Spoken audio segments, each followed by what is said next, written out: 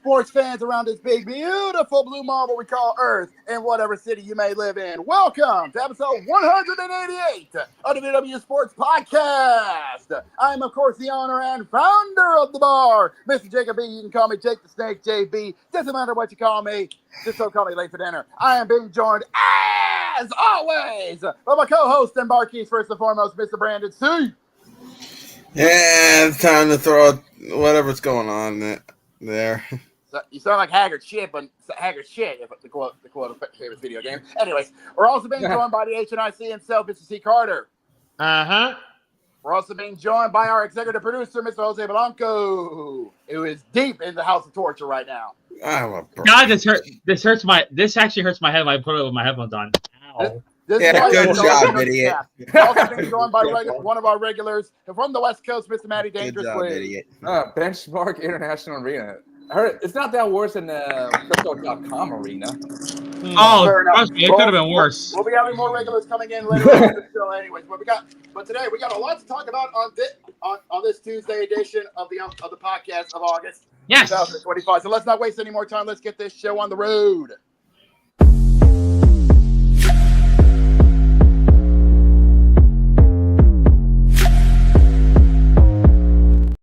Bring on some hoops. Yes, we're kicking things off on the courts with the courts as we continue the off season of the NBA as we're getting closer to opening tip-off of the 2025-2026 NBA season. But we do have some big news coming into our desks from the NBA side. So let's get this out of the way. Well, first and foremost, John Wall is calling it a career. Yes, John Wall is hanging it up. John Wall has decided to lace up his boots and he's done. Yeah, John Wall. Let me go ahead and read the article. After a lengthy career. Hold on, fellas. Let me just explain because John Wall is retiring. Yeah, I was about to say he played for 11 seasons. John Wall is retiring after 11 seasons. Wall, who is 34, played most of his career with the Washington Wizards after they made him the first pick in the 2010 draft out of Kentucky. The five-time All-Star point guard finishes his NBA career with averages of 18.7 points and 8.9 assists per game. Today, I'm stepping off the court, but not away from the game, Wall said Tuesday in a social media post. Basketball will always be in my life, and new opportunities present themselves. I feel now is the time to walk confidently into my next chapter. Wall spent most of his career with the Wizards, but he also played for the Rockets and the Clippers. In his best season, he averaged 23.1 points and 10.7 assists for the Wizards in 2016-2017, and he was named on the All-NBA third team. He was one of the fastest, most athletic point guards during his prime. He was the 2014 Slam Dunk champion. He was also an elite defender, making the all-defensive second team in 2015. Injuries plagued the second half of his career. He never played more than half the games in any part of the past 6 seasons, and he didn't play the past 2 seasons. So basically, fellas, injury just took its toll on him.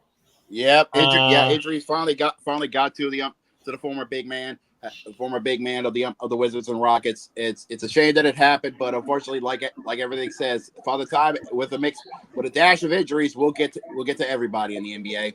Yeah, absolutely. Yep. As we welcome Jeffrey in. Welcome in, the owner of Shock Nation Wrestling, Mr. Jeffrey Albrin. Welcome in.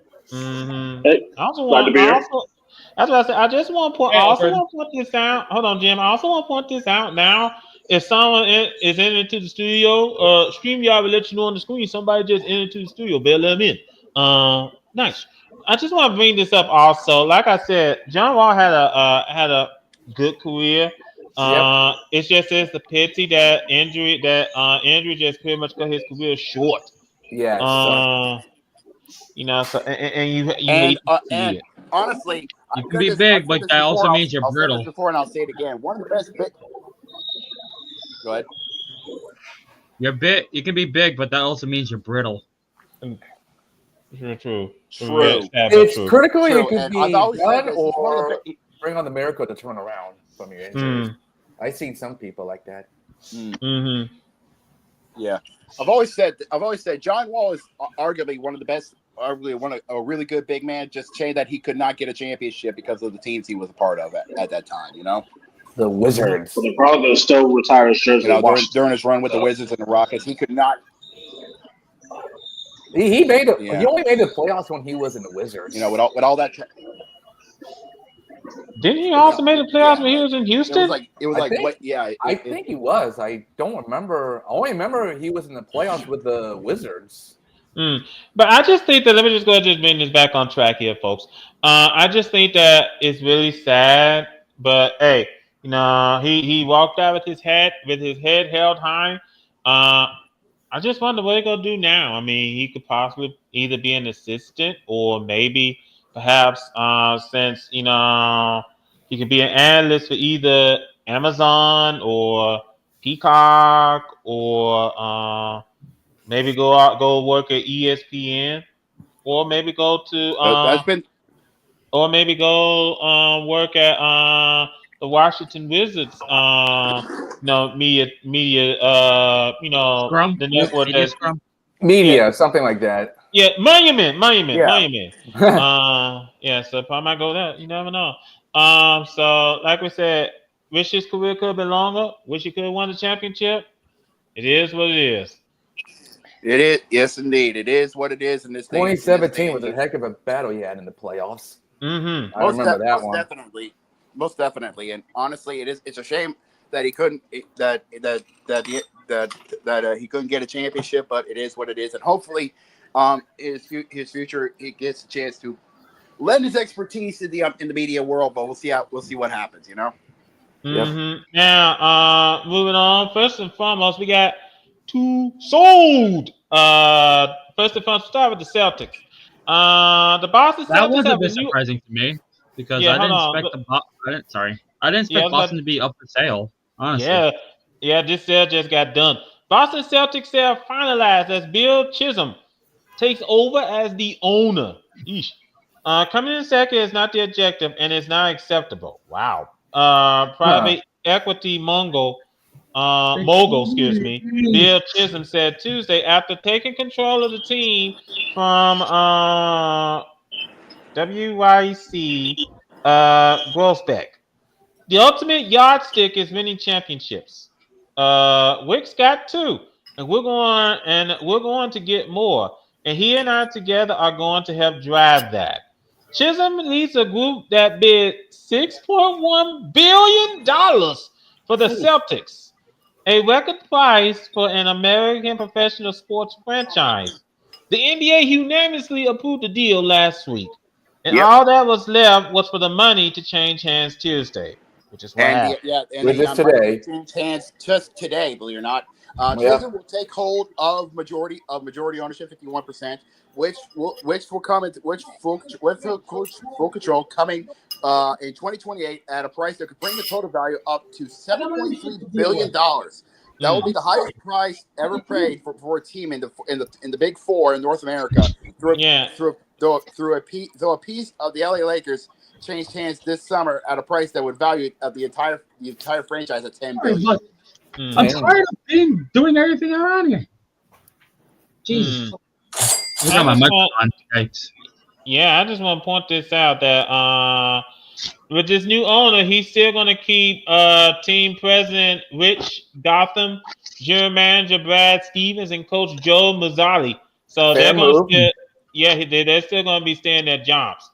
Chisholm will represent the team in league matters as the governor, while Grossbeck staying on as co-owner, CEO, and alternate governor to run the day-to-day operations alongside Chisholm. Okay, that's good. Depends on how you fuck it up. Okay, that's all I can say. Yeah, we got really solid. We got a really solid core to the roster. We've got, I think, the best basketball people that there are, and we got a really talented business operations team. Chisholm said, and then we got a leader like Wick. I mean, why would you go make major changes to that? I think there are things we can always improve on, he said. But that is a really, really good place to start. All right, and so I first want to tell you it'd be very interesting to see where they go from here. Of course, we know this upcoming season. We know they're going to be without Jason Tatum. So yeah, it's going to be very interesting to see what happens here. Indeed. Let's see how Yeah, we're definitely going to be a 500. So 500. If you somehow make it to the playoffs without Jason Tatum, you're going to be eliminated in the first round. Now, staying in the selling. I was about to say, staying in the selling business. The Portland Trailblazers have been sold. Oh, I forgot about that one. Yep. There we go. Yep. The Portland Trailblazers have been sold, and it's been sold to Carolina Hurricanes owner. Carolina Hurricanes owner Tom Dundon. No, I'm gonna say this. What? That means they're gonna be good in the regular season, good in the playoffs, and when it gets to the conference championship finals, they're gonna fuck it all up. Come on now, Jose. There's no way you're gonna tell. Hold on, wait a minute. Time out. There's no way you're gonna tell me that the way how he ran the Carolina Hurricanes gonna be the same way how he gonna run the Portland Trailblazers. Come on. You can take the man out of the hurricane, but you can't get the hurricane out of the man. Yeah. Okay. Well, and they'll still be good enough to beat New Jersey. Fair enough. Yeah. Yeah. I'm not afraid to admit it. Yeah, we suck against Carolina. We suck. Now, here's the deal. Tom Dundon, the owner of the NHS Carolina Hurricanes, has agreed to buy the Portland Trailblazers from the estate of Paul G. Allen for a valuation of just more than $4 billion. Holy jeez. What? $4 billion with a B. You heard him. So, for reference, Stan Kroenke built SoFi Stadium for $1 billion. So yeah, so basically you could buy a team for the same price you built SoFi Stadium. Holy more jeez. times over. Now, Anything can happen in sports. Well, hold on. Now, there's some context behind this that I am a bit more aware of. So if you don't mind. Sure. I believe the city of Raleigh and Durham are building more and more sports related stuff in the area, especially in an area that's very close to me. I would not be shocked if this is an attempt by the Carolina Hurricanes owner to maybe convince the NBA that there's room for a team to come to the Raleigh-Durham area. I would not be entirely shocked. I can see that. I can also see them possibly trying to convince the owner of the Charlotte Hornets to play some games in Raleigh. Well, they wouldn't be the Charlotte Hornets then. They would just be the RDU Hornets, which, no. Probably North Carolina, whatever their name's going to be. Yeah, the Carolina Hornets. Okay, that's better. Yeah. Now, let me go ahead and stay in the neighborhood because he said he's going to keep the team in Portland. And other members of this group that's buying this team include Mark D-A-H-R, I hate these names, who's the co-president of Blue Owl Capital, and Cher Tai, who is a Portland-based founder and co-CEO of Collective Global. Sportigo was first to report disagreement. So basically what's happening, and I can see this, they could also probably might do something with the Motor Center. Either they're going to, possibly give it a once over, give it a complete makeover. Either renovate the arena or just build a brand new one. You never know, but right now it's just a little bit too soon to tell. So that's a healthy price tag for hefty. Now, also let me also bring this up. The schedule is all out. It's all completed now. And this is going to be the first time this year, at least in this country, in a long time, TNT is not going to air any NBA games this season. Yep. And weird. we're trading it out TNT with the returning of NBC with Peacock, and in doing so, ABC decided to go into the time machine and bring back Showtime, the NBA on NBC with a trailer preview, and called it Showtime NBA on Peacock edition, and getting ready for the debut games of the debut games, believe it or not. Oh, childhood memories are back. Well, no, that's not because this upcoming season, the NBA on NBC is going to do coast to coast. Basically, it's going to be a double header on Tuesday nights in the NBA, and the late game is going to start. I'm gonna make sure I read this correctly. Out there in the East Coast at 11 o'clock. Damn. Wait, hold up. In the morning or in the night? Yeah. PM. Whoa. Make sure you got your coffee. Wow. Or NBA. Or just take your DVR to record it, honestly. Yeah, you can do that too. NBA at night. Yeah, so because usually Night like BA. yeah. Just point this out. Hold on, gentlemen. Let me just point this out. Usually, when TNT does a doubleheader, the second game usually be around what? 10:30 Eastern. Roughly. Yeah. Which means 7 o'clock Pacific. Yeah. And now that NBC said, okay, we're gonna do 11 o'clock Eastern. This way, the folks out there out west will be able to catch their game. Of course, the folks. Oh my God! Yeah. What about us? What about us? Meanwhile, the folks out east. Oh, don't worry. Don't worry. The folks out east, at least they'll be able to catch the first game. Because they're Lakers fans in New York. Yeah, at 7 Eastern.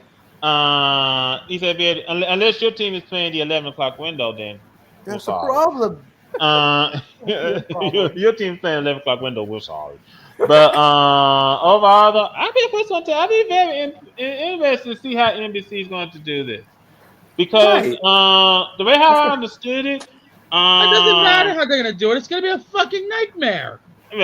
They got work or school in the morning. That's true. Let me also bring this up because they broke it down on days because I know Mondays the game's gonna be on Peacock.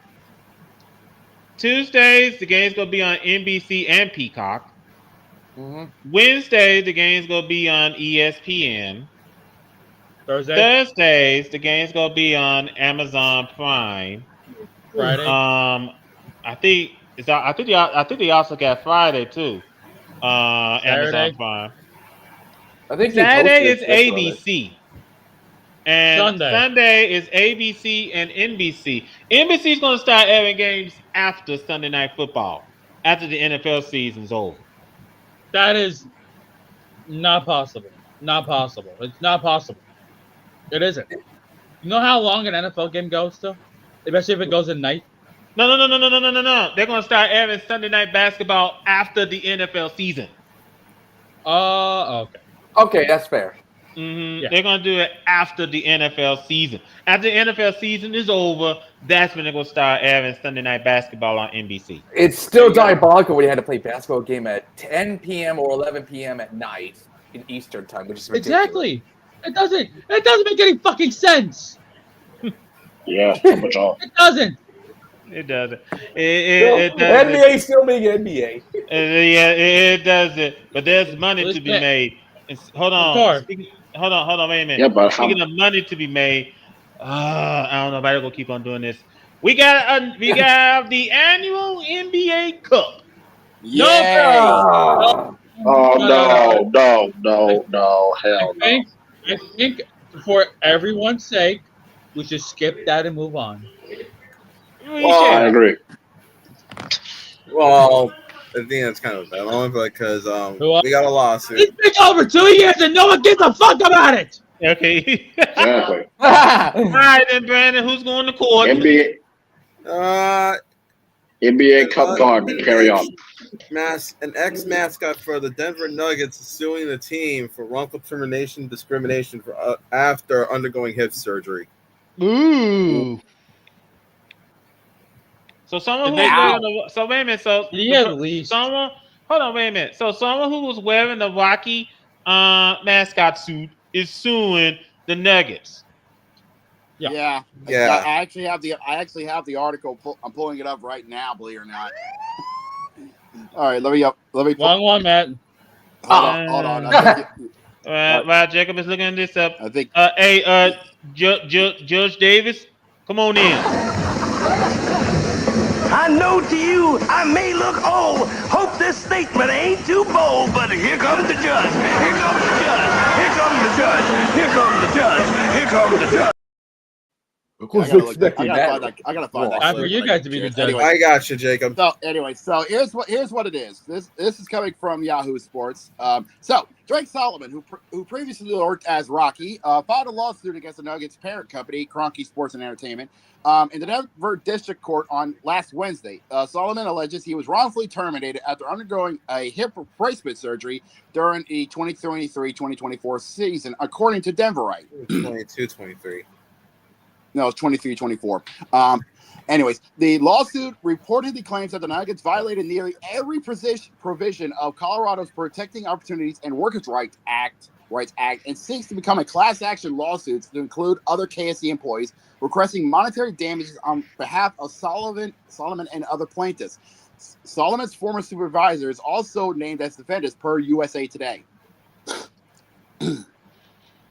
He reportedly stated experiences hip pain in both joints during the Nuggets championship season in 22-23, leading to a diagnosis of avascular necrosis, the death of bone tissue due to lack of blood supply. To fix it, he underwent a procedure known as bilateral cord decompression surgery, but he still missed enough time during the season that his father came out of retirement and the pain continued when he returned to the court. Yeesh.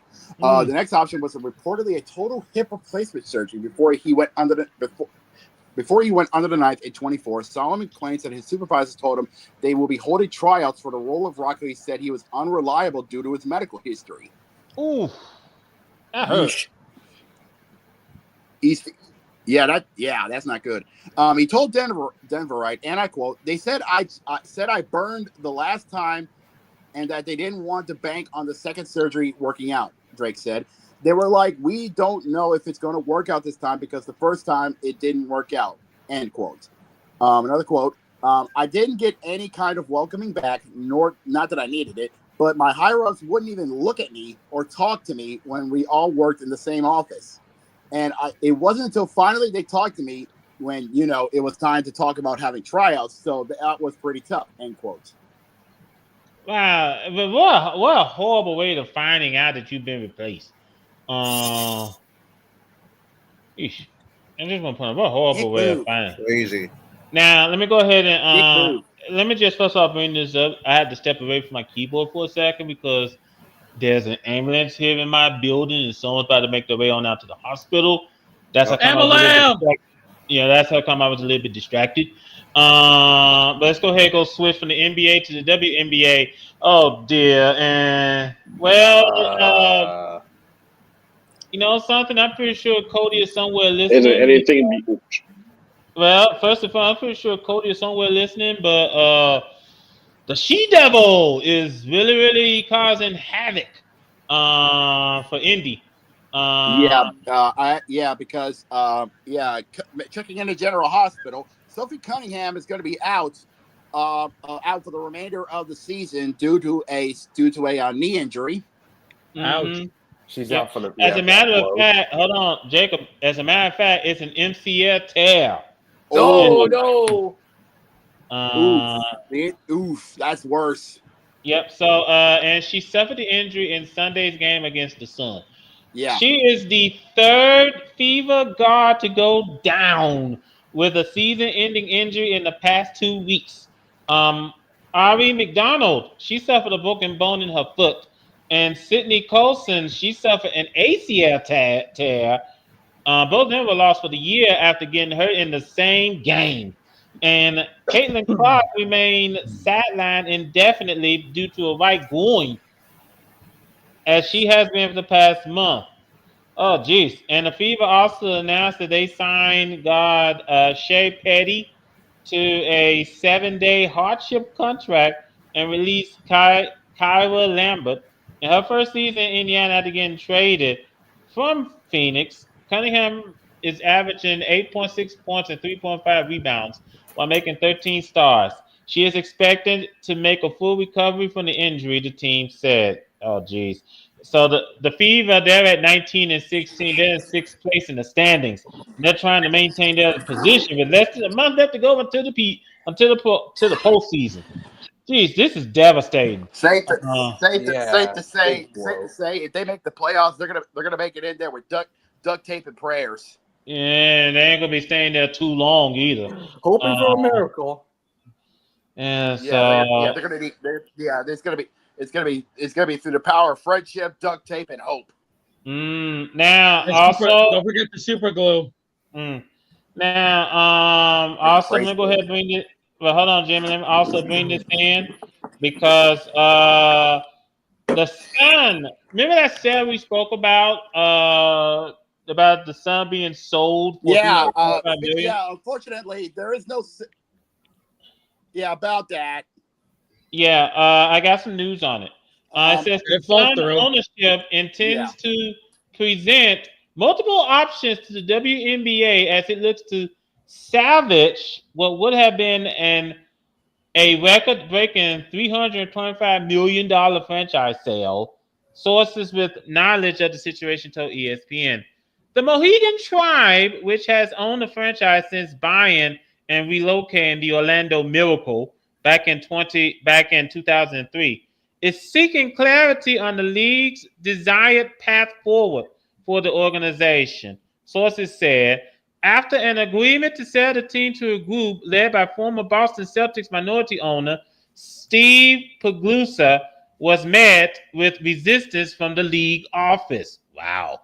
So the league office was a big fan of it. After news broke of the deal's existence and Paglusa's eventual plan to relocate the franchise to Boston, a league statement emphasized that relocation decisions are made by the WNBA Board of Governors and not by individual teams, and that cities that have already gone through expansion process have priority over Boston, which did not submit an expansion bid in any of the 3 recent expansion rounds over the past 3 years.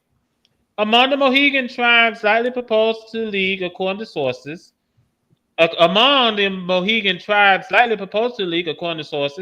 a full franchise sale to Pagula's group, a sale to a group headlined by former Milwaukee Bucks owner Mark Lacey, who would move the team to Hartford, Connecticut, selling a minority stake in the organization, and allowing the league to purchase the franchise for $325 million and relocate it from the WNBA's smallest market. Dang. So this is a simple toss-up. Now, like I said, this is a simple toss-up. A source close to the organization, the source close to the ownership group says the tribe is frustrated and feels the league is presenting a one-path option. Relocation of the team to a market of its choosing at a value of its choosing.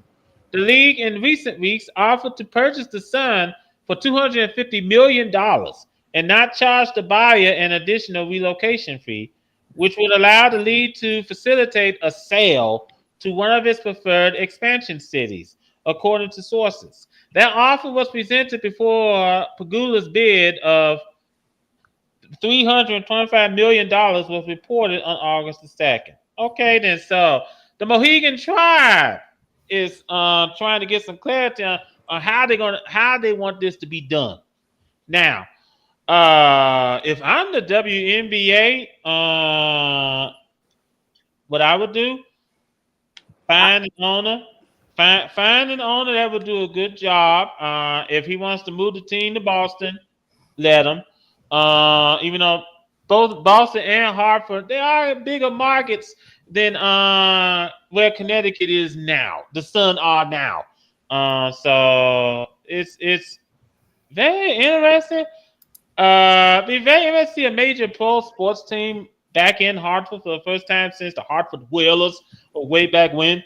Like the 80s or something? Brass Bonanza! Early 90s. Before the World League and became the Hurricanes. But it should be very interesting. How they're gonna get this situated? That remains to be seen. That's up in the air. How they gonna get this situated? A very, very serious head scratcher indeed. Honestly, it's a catch-20. It's a catch-22, honestly, because honestly, either Connecticut's going to stay in Connecticut and possibly move to Hartford or someone's going to buy him and move him out of Connecticut altogether. It's a tough choice, honestly. So we're gonna have to see where the chips fall, honestly, with this situation with the Sun. Speaking of expansions, how the hand is dealt is how the cards are dealt is a hand. Sorry, what I was gonna say is how the cards are. How the cards are dealt is a hand you're with. True. That's a good quote there. We might hold you to that. Speaking of expansions, I do have some big news for one of the upcoming franchises. Expansion franchises is going to be coming to the NBA in a couple of years, and we're going to the city of Rock for this one in Cleveland. The upcoming Cleveland WNBA team has just announced their first official hire, their first team president. And believe it or not, she's actually done this. She's actually done some previous work. She was a former president of the Kansas City Current when they were part of the NWSL. This is Allison Howard is now their team president for the new Cleveland WNBA team. Very, very intriguing. Very interesting. Here's something she does a great job when Cleveland gets into the league. Cleveland's scheduled to make the league in 2030. No, actually 2029. Wait a minute. I believe. Yeah, no, it's 29, 2028. Yeah, you got 3 years. 28. You got the date. You got the years wrong. Also, it's some emotional news up in Seattle. Sue Bird has been immortalized forever in Seattle Storm history as she got her statue unveiled at Climate Pledge Arena for her contributing work for the Seattle Storm. Nice.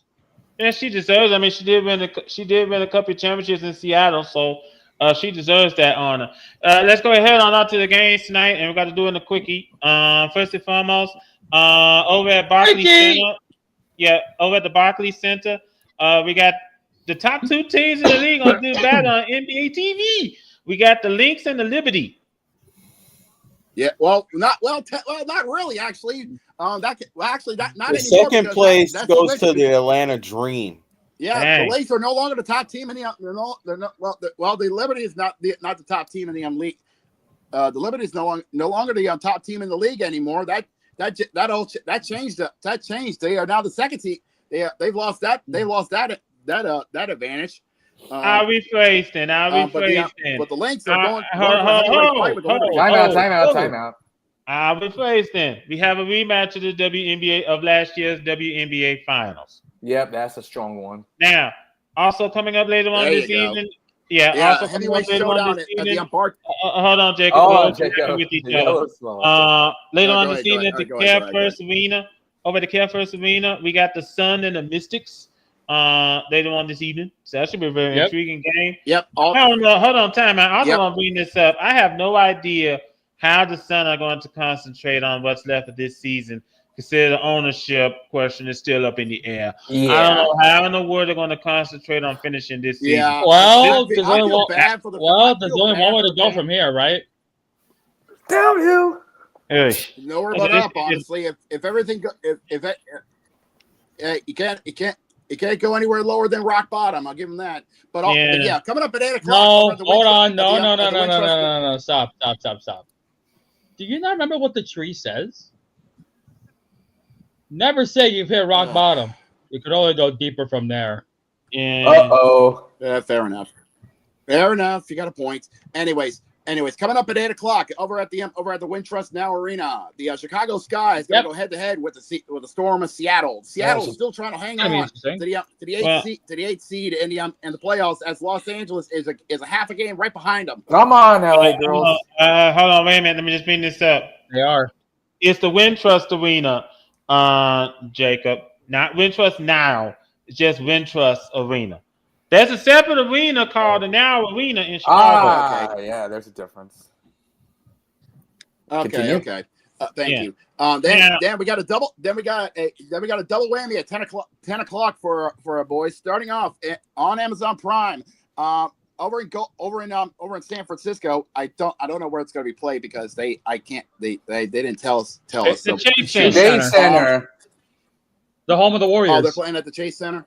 Okay, thank you. Yeah.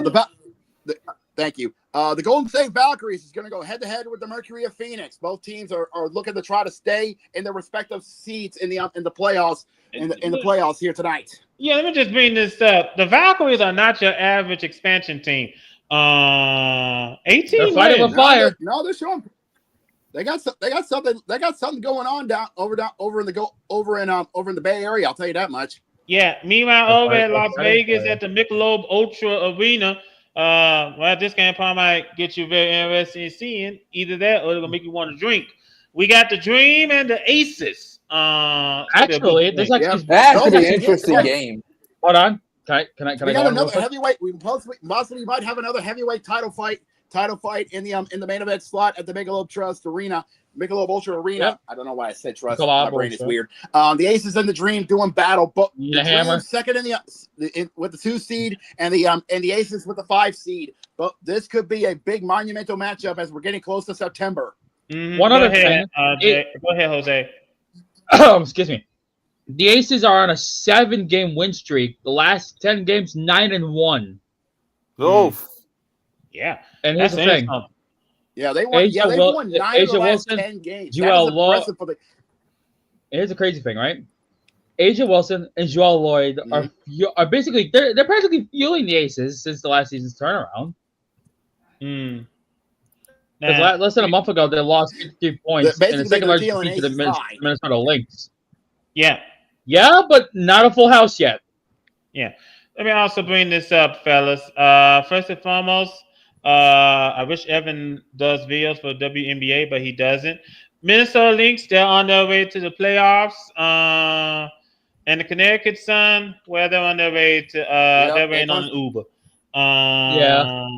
So Lynx in, Sun out. So first Uber, but and they're not going to be alone because Chicago and Dallas are going to be might be joining them as well. Meanwhile, Washington and the Sparks, well, they're literally hanging on the cliff with everything they got. Well, true. Oh, geez. Everyone just want to keep up with Minnesota's number 1, Atlanta's number 2, New York is number 3, Phoenix is number 4, Vegas is number 5, Indiana's number 6, and holding on barely because the Warriors, the Valkyries are charging right behind them. They're half a game behind them, yeah. Yeah, and the Storm, they're holding that last playoff spot. They're holding that last playoff spot by the head of Chinny Chin Chin. You know what's crazy? We're talking like peach fuzz. Yeah, here's the thing, right? Indiana, Golden State, Seattle, Los Angeles, and Washington. They're literally 2.5 games behind one another. Half and half, and it's like 1.5. Yeah, it's literally half a game between Indiana and Golden State, 1.5 between Golden State and Seattle, and then half a game between Seattle, LA, and Washington. Anyway, Los Angeles and Washington are literally tied. Rubbing shoulders. Okay. Fellas, yes, I love this. Yeah, fellas, we need to move on because we got a whole lot to talk about the NFL. Yeah, we got to keep going because let's head off the courts and let's head outside for a little bit, shall we?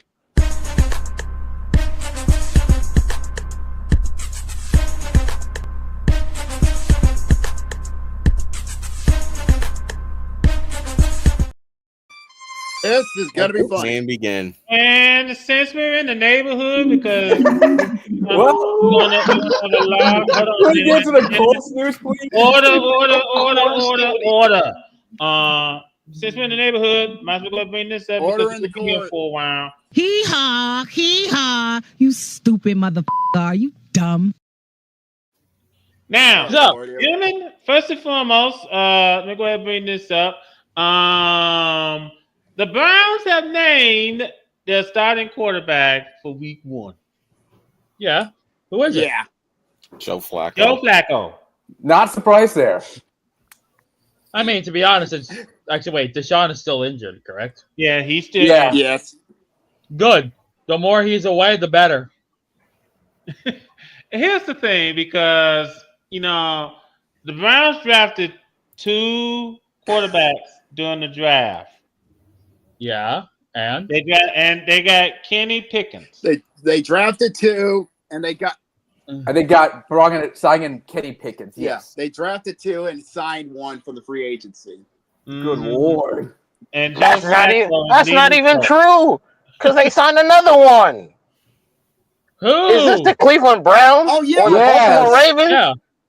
Oh, yeah. Huntley. Yeah. Huntley. So you have, in full order, Shedeur Sanders, Dylan Gabriel, Deshaun Watson, fucking Huntley and Tyler Huntley. Yep. Joe Flacco.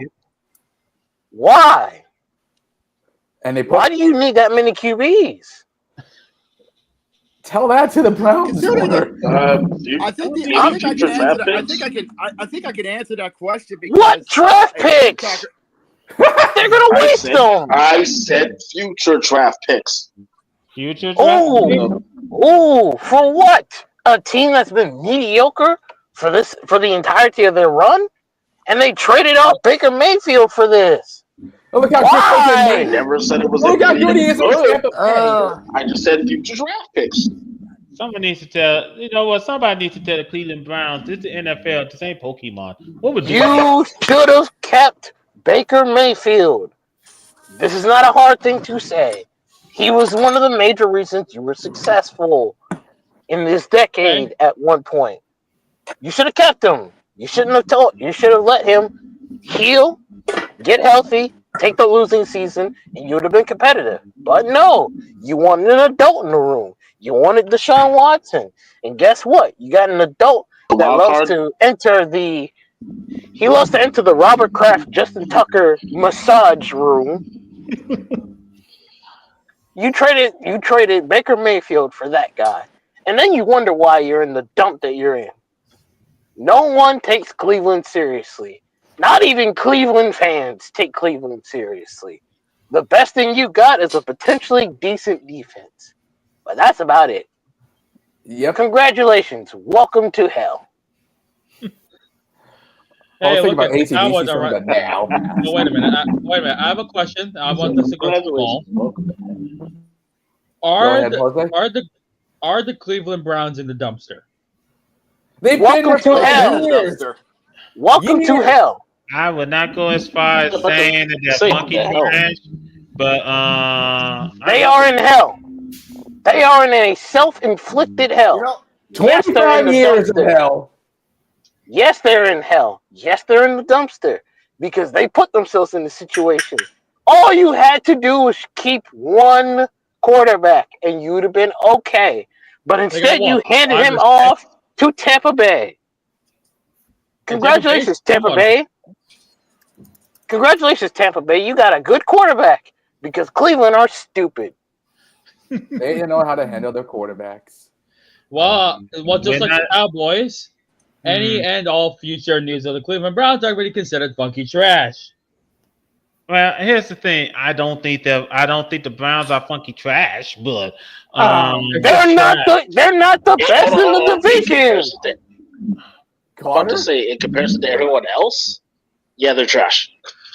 Their offense is probably going to be mediocre compared to Pittsburgh and Baltimore, and even Cincinnati for that matter, as long as their O-line ain't complete dog shit, which it looks like it will be. But then again, Joe Burrow has gotten far with a bad O-line, so who's to say? True. And then you have to hope your defense is not sorry. Yes, they are trash. All right, let me know where this is going. Looking through your trash bag, what's it say about you? Funky trash. There you go. Yeah, that's getting a little bit full, don't you think? Oh, that's not the only team that's funky trash right about now. Oh, wait. Uh-oh, who else is next? But there's a reason how come Cody has gone into the witness protection program. Daniel Jones is officially now the starter for the Indianapolis Colts. To which I say, is anybody really actually surprised? No. Have you seen how bad AR5 is? The dude is cheeks. Yep. Yeah. Preseason. He's not good. Big yikes. Yeah, something tells me it's gonna be a long season for Indy. Even if they are in the AFC sugar ditch, it's still gonna be a long season for them. All of Indianapolis sacrificed everything to have the Pacers win the NBA championship. This is the cost they took. Yeah, the She-Devil is ruthless. Yeah, she's ruthless. Anyway, Evan did another 32 for 32, and we got another round of teams up. First up, we got the New Orleans Saints at 5.5 over or That under. is very generous because they have the potential to be the worst team in the NFL. I am not apologizing for that at all. Oh, hey, Weevil. Weevil. We're waiting for the camera to load up for him. This is an easy under. At best, I'll give him 4. There we go. Yay. At best, I'll give him 4. At worst, 2. You know, I'm gonna be a little generous. I'm gonna give them 5 wins, but they have to tie 1 game. That is a tough prediction for that is asking a lot to have them win 5 games.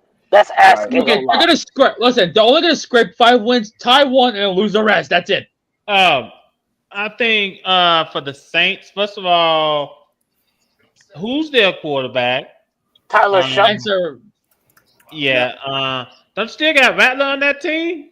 Yes. Even if it was Spencer Rattler, why should you trust the Saints? I don't trust with a 10.5-foot pole. Well, to answer that question, let's go down to our resident Saints fan. Do you want him to repeat what's already been said? Do this first. Where is it? I thought I had it. Never mind.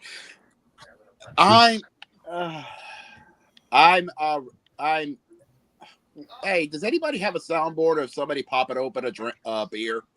I don't think so, but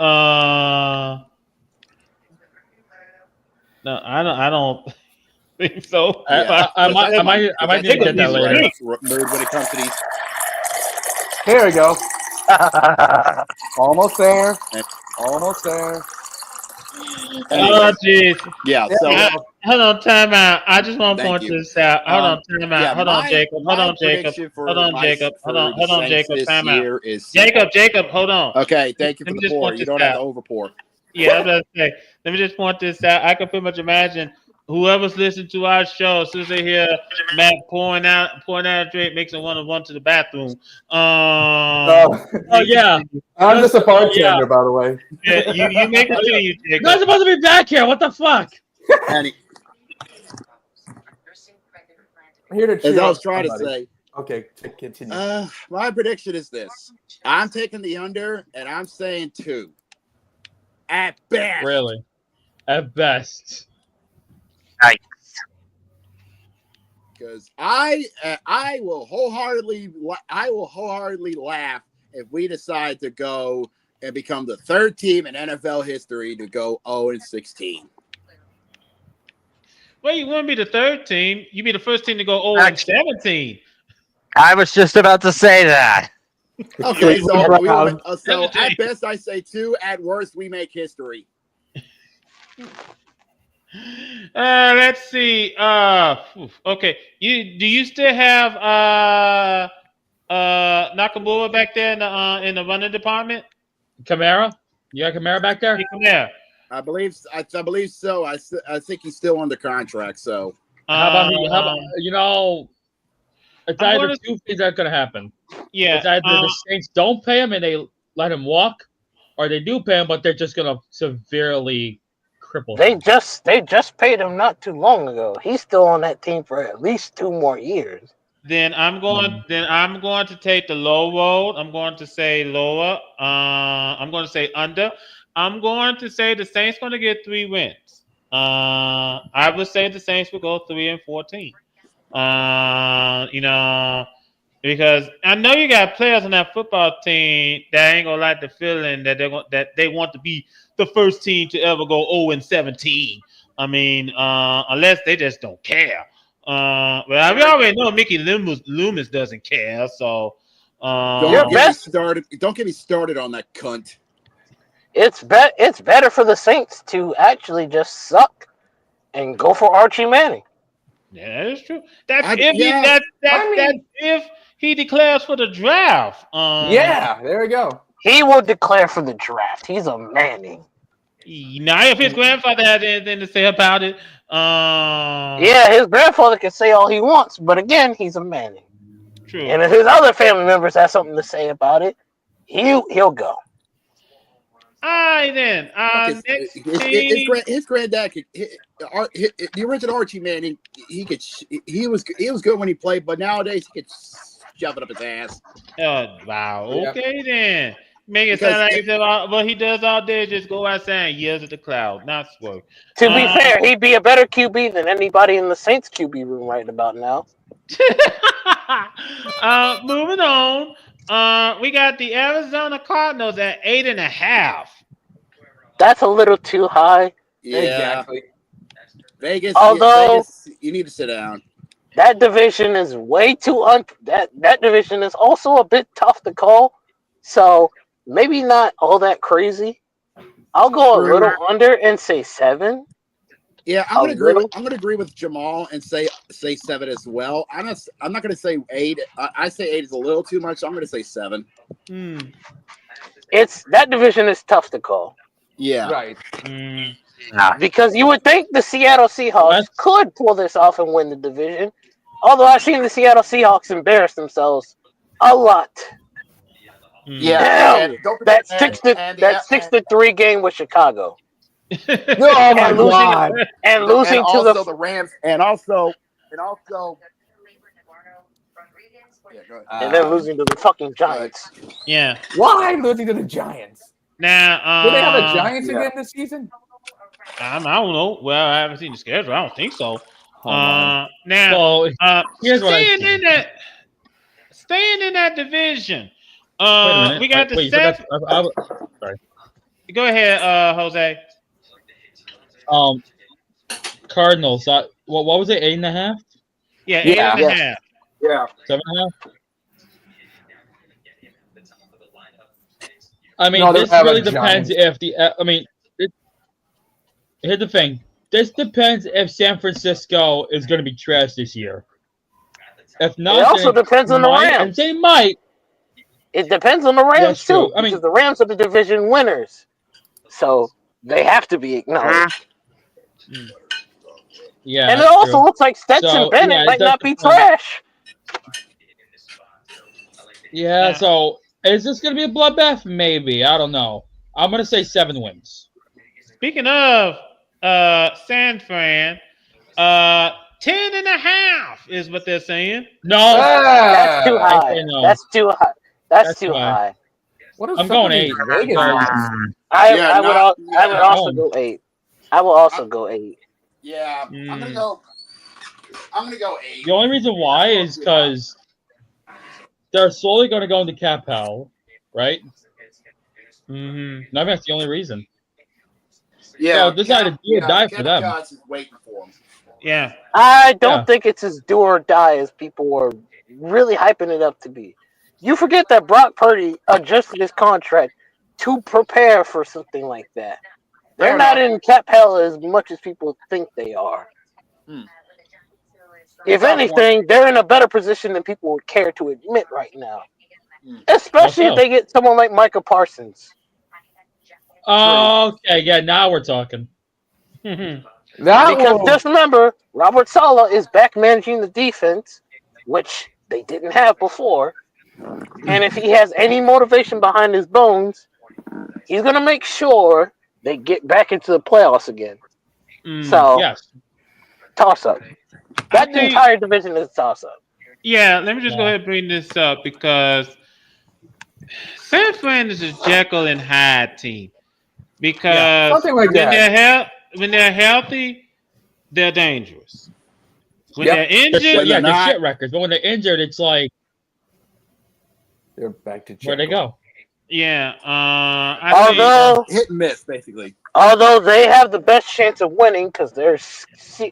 I think I know why Vegas had them so high because their schedule is not all that hard. It's actually one of the easiest.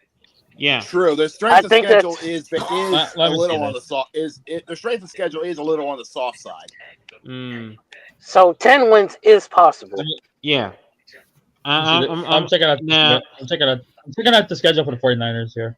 Well, hold off on. We ain't gonna go through all 7. What the fuck is this schedule? Games, but here's the thing. What the hell? Sorry, I just looked at this. Hold on. I just want to point this out, and I try to speed this along, but I just want to point this out that San Fran, they can win 10 games. I feel they can win 10 games. It's possible. It's doable. We don't know which 10 games is going to be the ones. I think. But here's the thing, because one thing. Well, hold on, gentlemen. Hold on. You have to be consistent. Number one, and number two, you have to stay healthy. So if the 49ers can stay healthy, I'm gonna go over. I'm going to go over. I think they're gonna win 11 games. They have the best. They have the best running back in that division. If he's healthy. If he's healthy. If his ankles don't turn into glass. A healthy CMC is better than everyone else in that division in terms of running backs. Yes, I'm gonna go over. So I'm gonna go over. I'm gonna say I'm saying they're gonna win 11 games this year. I'm gonna go over. Okay. Yeah. I'll lowball them. I'll lowball them to 8, but I'll give them 11 as a high. Okay, fair enough. I mean, I'm gonna stick to 8. But my highball is gonna be 10. I'm gonna say 10 is my highball. Well, I'm sticking to 8 because of Capel. Oh, okay. He's arrived. And he's arrived just in a nick of time too. We got the Colts at 7.5. No, we're going under. I'm gonna go under. Let's go under. Let me choose violence.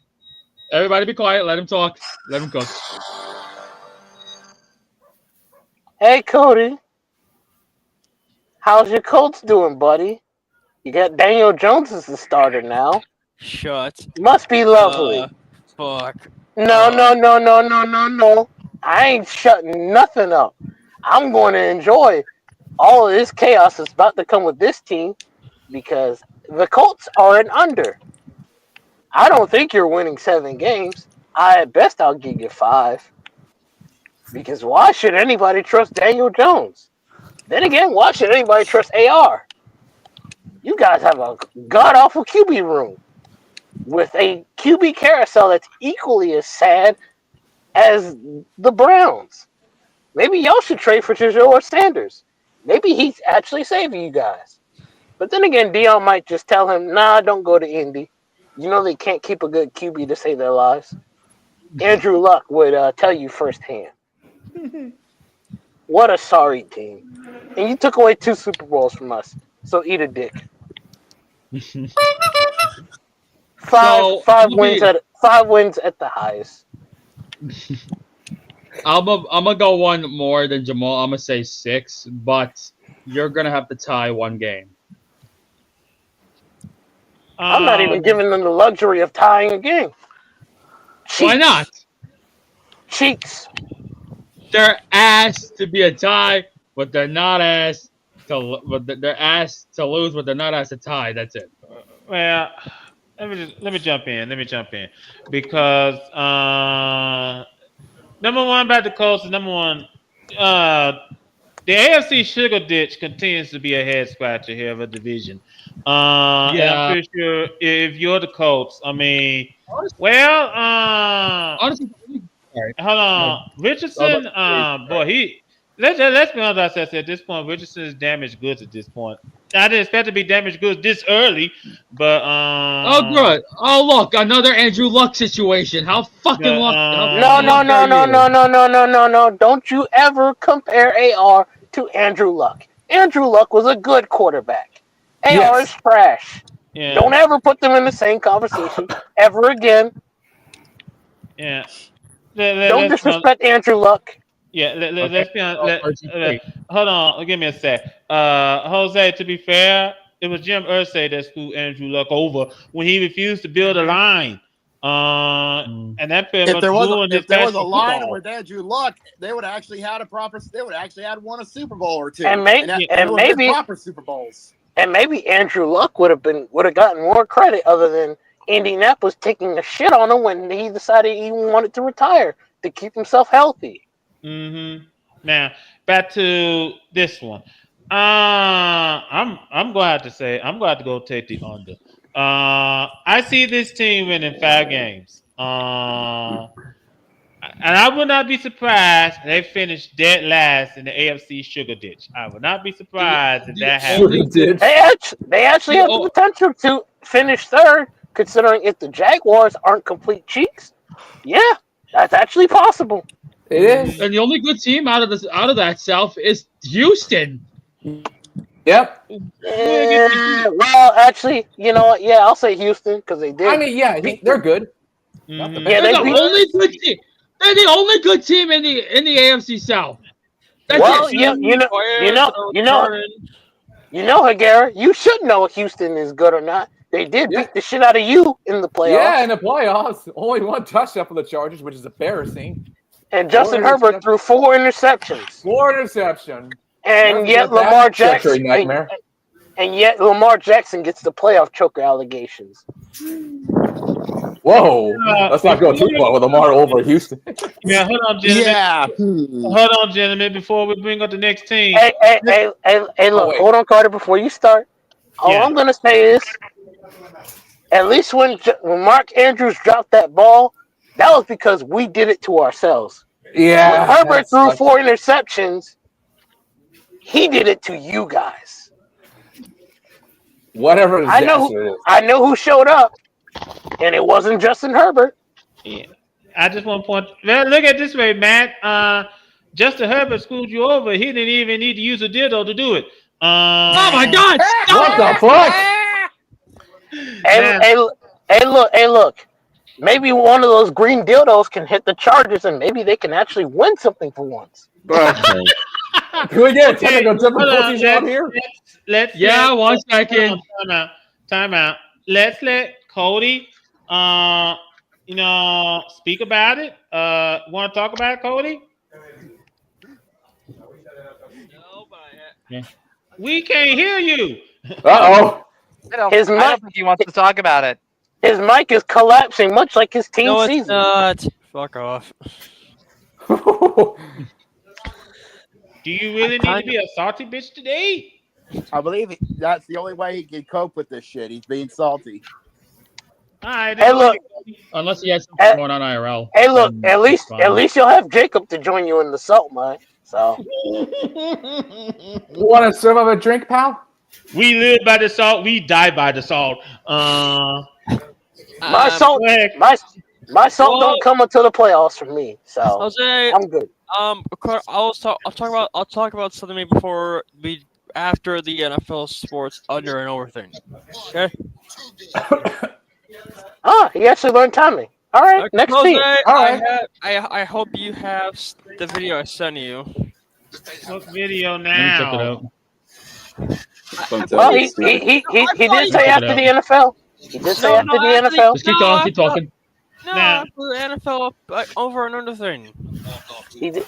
That's what I said. He did say after. All right. Now, since it's obvious that Cody's not going to offer an opinion on his coach whatsoever, we'll go ahead and move on to the next team. What do you want me to fucking say? This is not even good or bad. At least he's honest. Yeah, just get used to it. Get used to the sucking. Go be like that for a while. Next team up. Yeah, sucking in an alleyway. Yeah, wow. Okay, the next team up, we got the Seattle Seahawks. Oh, here we go. If only we had the Brit here, because this what's his. What's the win for them? 8.5. 8.5. That's not bad. Again, it's because that entire division is a toss-up. Right. And I think the quarterback is Geno Smith. No. He's in the Raiders. Sam Darnold. It depends entirely on that O-line. Whether they're good or not. Yeah, the O-line's been a problem. I'll say under, but 8. Their ceiling is 11. I don't want to go do crazy high, but I'm thinking about low for now. I'll say because the O-line my range is. The defense is mixed for the Seahawks. The defense isn't the problem; it's that offensive line. Right. Mm-hmm. And we know how bad line is where they've been having trouble. Yeah. And Sam Darnold struggles with a bad O line. So I'll go 8 to 11 wins. Mine 5 hours ago, Evan released the Cincinnati Bengals. Yeah, we got it. Yeah, we got it. My range is 7 to 10. I'm gonna slice one off, because of that O line. I'm going to say for the Seahawks, so it's 8.5. Yeah, but I'm going to say for the Seahawks because they still got some learning to do. I'm going to say 6. I'm going to say 8. Low. 8. Yeah. Yeah, that's what I'm going to go with. I'm going to say 6. Matt says 8. Damn. Did you say 6? Yeah. Ooh. I'm going to go with 7 because I'm going to say that this year for the Seahawks might be better. If he hears this, he's going to have a coronary. Well, let's put it this way. The reason I'm saying 6, Sam Darnold. Now he did a good job with Minnesota. Yep. Great quarterback when JJ McCarthy got hurt. He stepped in and carried the team through the season, and then choked in the playoffs. Well, he choked in the last 2 games. Yeah. Not just the playoffs, but I mean, I can't see them being 6 wins. But I mean, I'm not gonna stop you from having that. Yeah, my thing is, can he be consistent? Because what I fear is that we could see the New York Jets Sam Darnold come up from out of the blue, and him just stink up whatever the name of the Seahawks Sam is now, but Lumen Field. Yeah, I think, like I said, I wouldn't be surprised if they get a winning record out of this. I would not be surprised, but I'm going to stick with 6. Now, moving on. Don't worry about it. Yeah, moving on. Well, we got the Atlanta Falcons at 7.5. Honestly, 7 is fine. What was their odd again? 7.5. 7 is fine. 7 is fine. It's fair. Because I don't know what to make of them. Yeah, I can see 7. Yeah, I can see. Yeah, I can see it. Especially now that you got Phoenix going to be the quarterback for the rest of the season, for the entire season, instead of being behind Cousins. So I say 7. 7 is a good round number. Now, if they can stay consistent, then absolutely. I wouldn't necessarily say they're going to strike a fear into Tampa Bay, although they did sweep the season series with the Buccaneers last year. But 7, I think 7 would do just fine. Yeah, 7 would be just fine. I'll take the under. I'll go 7. The team that was reviewed today, Cincinnati at 9.5. I have so many questions based off of what I saw. Based off of their preseason game against Washington, I have a lot of questions. Are they good enough to get away with 9 wins, especially in a division that they're in that is going to be brutal as shit? You have to deal with the Browns, who, even if they are bad at offense, they're going to have a decent enough defense to give you trouble. You got Baltimore to deal with, who, I don't know if people pay attention to this, but Cincinnati has not beaten Baltimore very often. In fact, they're 1-9 against Baltimore with Joe Burrow, which that's not good at all. No. And then you got the Pittsburgh Steelers, who are kind of hard to predict. Honestly, at low, it's an 8. At best, it's 11, but they're not winning the division. Mm-hmm. I still think this division is Baltimore's to lose. Mm-hmm. Unless somebody just comes up and takes it from them. I have no confidence in any of the teams. Yeah, I was gonna say that's not going to happen anytime soon. You know what? I'm going to go over, but I'm going to say 10. That's as far as I'm going with this team with the Bengals. What's it? Depending with their defense and what's their offense by Joe Burrow. 9.5, Jose. It could either go 9-8 or 8-9. They have the potential to do it, but yeah, they do. You know, I'm gonna put 9 at high, 8 as the lowest. That's reasonably fair. Right. Now then, I just got a notification from Hit Kid about his Seahawks. I asked him what was his prediction for his Seahawks win line at 8.5. He says over. With our schedule, 10 is possible again. Did you tell what Cody says about the Seahawks? No, what Carter said. Cody was a bit more generous than Carter. Oh, okay, Carter.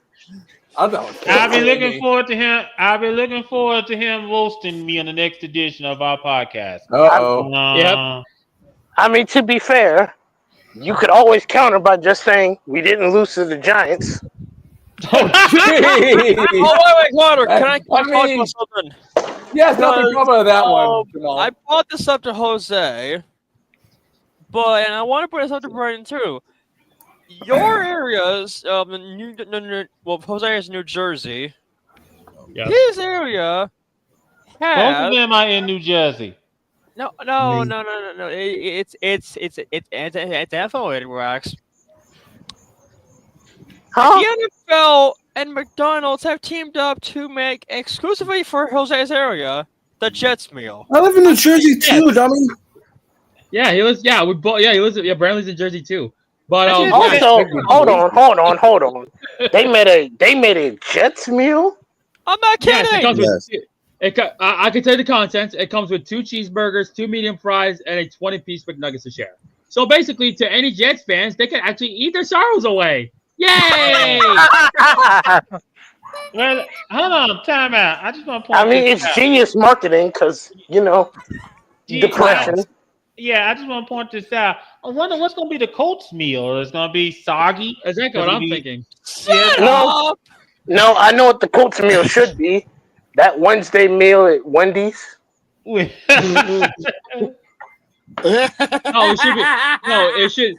should be Arby's. No, I'll give them the Wednesday meal at Wendy's. The Saint is Arby's. Hold on, wait a minute, time out. I don't think the Colts should be Arby's because they don't have the meats. No, Saints can have Arby's because they can deal with the horsey sauce. Now, I think the Colts should be sloppy. Should be sloppy seconds. Sloppy seconds? Have you seen Arby's meat? That's a Saints fan in a nutshell. Depressed and unhappy. Jeez. Now, hold on, Jimmy. Now, we do have some news to report in the NFL. That's a direct violation of Jacob right there. Yeah, I was about to say, we do have some news to report in the NFL. Oh, trust me, it will not be the first time Jacob will catch strays from me because baseball, I have some feelings. Now, we do have some news in the NFL. First and foremost, Rashid Rice is going to get this sooner or later. We need some help. You need more? I feel like I give you enough already as is. I mean, it clearly wasn't enough help last season, but we need help with him. I'm not paying his fines. It's not what we want. I'm not going to be his driver's ed teacher. Also wrong. Then what do you need me to do? He's supposed to have his hearing soon. I know, it can't come soon enough. That way I can finally suspend him. So that's the thing. Have you seen our schedule to start the season? No. You like ratings, right? Yeah. And you like money, right? Yeah. So then hear me out. We get to keep Rashi for the beginning of the season because of those important games. Who could you possibly be playing? Chargers, Brazil game, Eagles, Super Bowl rematch, Giants, Ravens. Possible preview for the AFC Championship.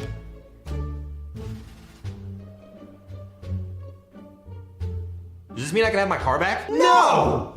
You're gonna fall forward. Please don't do that.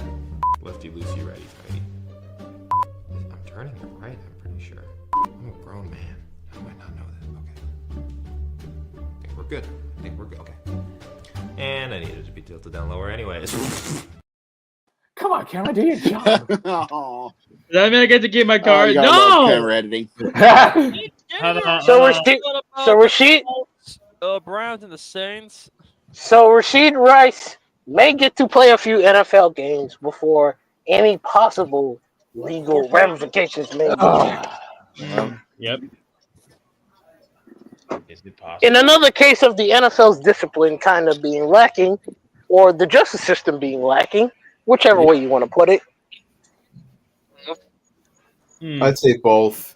Yeah. I mean, both is fair considering, Justin Tucker may also end up playing this season, even though I would ask why.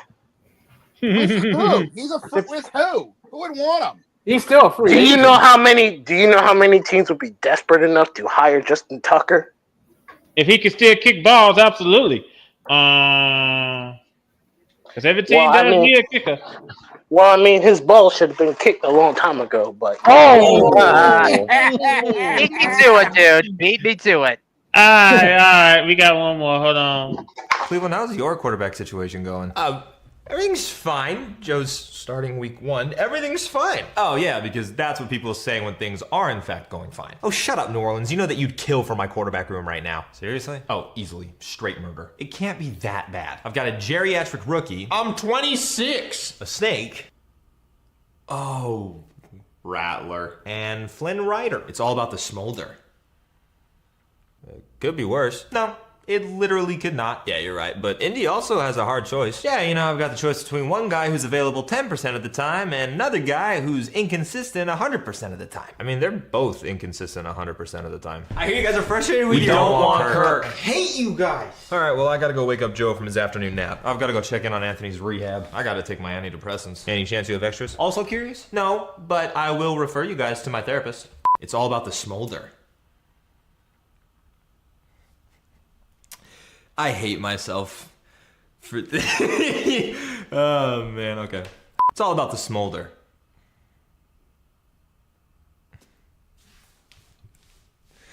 Roast me in the comments. I deserve it. I deserve it so hard. All right. Ooh, pause. Pause.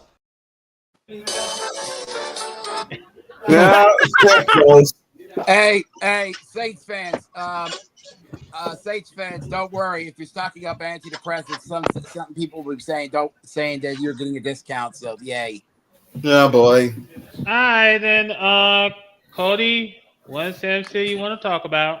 No, Jose gave me something that. Well, remember that's probably NBA session. So Jose, you should have been here earlier. Yeah. You go. The NBA section was so distant. Well, honestly, I'm gonna say this now, right? Hold on a second. I'm fix my hair real quick. I found this I found it yesterday. I was gonna say it for today, but I just kind of forgot about it. I got it had now. an interesting video of a Did You Know, and that was going to be how Donald Trump was going to be owning the Cowboys. Oh, Okay. Leave it alone. Nope. That is why we are not doing any Trump references on this podcast. That is why I refuse. Hold on, people, can I speak? That's the reason why I shut it down. Because I found something a bit better. It's actually more interesting. I found something that's a lot more interesting. You know those little black boxes on the ref's hips? Yeah. Do you ever wonder how it started? Wasn't it like somewhere around like the 80s and 90s when If you have a video, go ahead and play it. This is the most high-tech whistle ever created, and it helped one referee earn tens of millions of dollars. See, this is Mike Constable, a North Carolina native who followed in his dad's footsteps and became a basketball referee in his early 20s. Now, Mike started working at the high school and college level before eventually becoming a full-time NBA ref in 1989. Which for most people would be a dream job. But in just his second season, Mike had a realization that would end up changing the course of his life forever. See, Mike recalls a game he was reffing in 1990 between the Milwaukee Bucks and the Philadelphia 76ers. It was a 1-point game in overtime, and just as the clock was winding down, Mike called a foul on the Bucks. Now, according to Mike, he says that he blew his whistle before the final horn sounded. But since it takes a human timekeeper an average of 0.6 to 0.8 seconds to actually stop the clock, everyone in the arena thought the game was over. But then, in a very unpopular decision with the Milwaukee Bucks, Mike put Sixer star Charles Barkley on the line with no time left on the clock, where he would go on to make both free throws and win Philly the game. And while all the articles the next day talked about the guts it took for Mike to make that call, he had a much different takeaway and thought, what if there was a better way to stop the clock? So Mike got to work developing a way to replace human timekeepers. And by 1993, he had his first prototype of what he called the precision time system. The way it works is that each ref has a microphone clipped to their shirt that's calibrated to the exact frequency of their whistle. This microphone is then wired into a small pack attached to each ref's hip, which wirelessly stops the clock at the scorer's table when they blow their whistle and restarts it with the press of a button on the side of that same pack. And since each ref's mic is tuned to a different frequency, the scorer knows exactly who blew the whistle and when. Now, early on, teams at every level were skeptical of Mike's new system, so he began challenging them to use his precision time system and compare it to a human timekeeper to see who was actually more accurate. And the results were shocking, because when you account for the 0.6 to 0.8 second reaction time across 60 to 80 whistles per game, on average, the human timekeepers wasted 1 minute and 28 seconds of game time per game. Whereas Mike's new system didn't waste any. And this was all the proof the NBA needed to implement Mike's precision time system ahead of the 1997 season, which has also now been adopted by dozens of other leagues across the world and even at the collegiate level, undoubtedly making Mike tens of millions of dollars in the process. That's amazing. Yeah, but do we really need to know that? Did we really need to know that? Jose, it was Jose's idea, not mine. Sure. I found it to be interesting. No, it's better than the Trump thing. I'll take it. True. All right. I found it to be interesting. I mean, it was good. It was good. I want to talk about the recent preseason game. Buffalo. Actually, no. Let him proceed. Actually, okay. Let him proceed. Buffalo, what the fuck are you thinking? What? Because I saw that too. You were being gagged non-stop by Chicago with your balls down. What is wrong with you? Wait, whoa. Wait. Chicago? Yes, beat Buffalo Bills. They really want to compete for the North. They want to. Okay. I'm not surprised. I'm not surprised because there's context behind this. This tells me what most people already know. That team is in danger if Josh Allen isn't healthy. No, that team is in danger if Josh Allen isn't healthy. Yeah, Chicago with a new head coach beat an old head coach. I'm not surprised because again, Chicago has been preparing for this for a long time. Now this will be the point where they really want to compete for the North. Yes. This is the best shot to win the North because it's hard to tell what the Vikings are doing. We don't know what type of team we're going to get out of them. Green Bay, they're still figuring things out. And Jordan Love needs to throw less interceptions. And that leaves and the Lions. Well, and the Lions. Yeah. We're fucked. I don't think you're fucked, but it really depends on how you figure things out without your offensive and defensive coordinators. And then It really depends on how things are. And then Jacob. We're 1-2 in the preseason, even though it doesn't matter. I feel like this is just an omen of bad news. The Ravens went undefeated in the preseason for like 6 years, and we didn't win anything. So you guys won on Saturday. Cody, before you say anything else, we got to move on because soccer's up next, and you know soccer's going to take a long. That's going to take a lot more time. You might as well play the damn clip. Play the damn clip.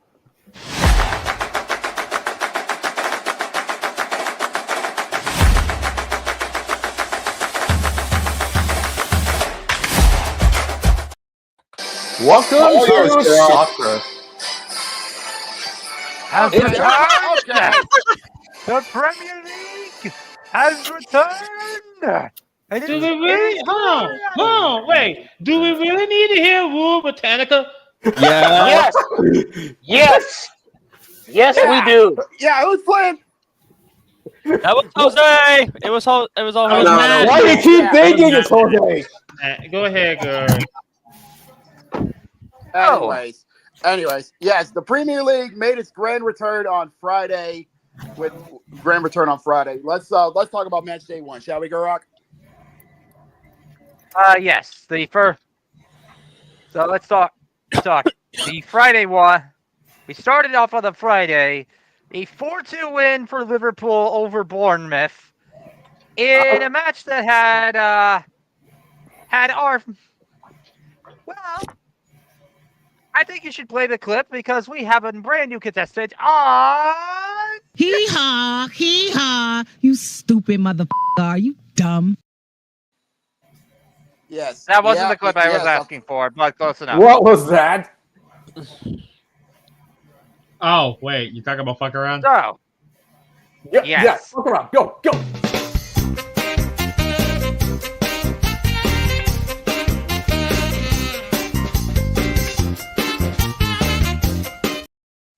Who's the young contestant? So, there was a. Let me see the. Let me see if I can find. Let me see if I can find it. I got the new. Go ahead. There was a fan at Anfield that shouted racially that shouted racist in comments towards Bournemouth player Antoine Semenyo. Okay. This led to a brief stoppage in play in the first half. The man was later ejected from the game, and Antoine Semenyo ended up giving a brace, to tie it late into the pretty well into the second half, and nearly the game, which he would have gotten away with if it wasn't for Chiesa and Mo Salah being peak. But back to our resident idiot. He was later arrested and has been released on bail, but there is a twist. He has been banned from every football stadium in the United Kingdom. Not just England, but all of Britain. He has been banned from Anfield. He has been banned from Wembley. He's been banned from Ibrox. He's been banned from Celtic Park. Banned from wherever Wrexham play. He's been banned. Basically, the Etihad, the Emirates, everything, every football ground in the United Kingdom, he can no longer attend. Damn. Basically, he decided. Basically, he wanted to try to be an old school hooligan. Hooligan. And he found out the hard way when you try to go. Look around and find out. Watch some more. Hold on. A soccer fan being racist? Wow, who would have seen that coming? Well, nonetheless, all right, now thanks, fuck around. Yep. Thanks, Hooligan, for playing this game of fuck around. Hope you enjoy your ban for the Premier League. Dope. Well, he make a great fit in with the current U.S. presidential team, but we're gonna leave that alone. Okay. Ow. We all right. All right. Anyway. Okay. So now that we got the pleasantries out of the way, let's continue on with match day 1, starting off with Saturday. Let's run down the table. After all the shocking ones. That absolute peak chaotic Friday, the early kickoff match ended up being disappointing. Villa and Newcastle came to a 0-0 draw. With Aston Villa with a red card. Yep. They can go kiss their sisters with a 0-0 draw. They're not the only ones who are kissing sisters. Brighton and Fulham. Brighton and Fulham came to a 1-1. Drew to a 1-1 tie. Thanks to a very late last-minute equalizer by Rodrigo Muniz. He pretty much saved the point for Fulham. So a lot of keeping calm and kissing your cousin's ass. That sounds about right. What the fuck? Hold on, wait a minute. Well, thanks a lot, Jacob. Wait a minute. Did Gurrick talk about what happened Friday? Yeah, we did. Yes, I did. When Liverpool beating Bournemouth 4-2. Yes. I thought it could be 3-2. We already went through that. That was my prediction for that one, by the way. Oh, I was about to say because Gurrick's about to have a heart attack when Liverpool gave up a 2-0 lead and almost lose the game down the stretch. Yeah. And then we got through some of the games on Saturday. Let's continue on. Yeah. So Sunderland was so screwy. Sunderland made their triumphant return to the Premier League. A 3-0 thrashing of West Ham. Yeah, welcome back to the Prems, and they came out swinging, showing that they haven't missed a step since their departure from the Premier League to the second tier. Welcome back, boys. Of course, and we had Spurs also thrashed the Seesaw Club of Burnley 3-0. Wait a minute, are you talking about the Tottenham Hotspurs? Yeah. Yes. Hee-haw, you stupid motherfucker. Are you dumb? I get it. Here we go. These guys. How do you blow a 2-0 lead to PSG? You in the Super Cup. How? You're facing PSG, who are probably the best team in the world right now.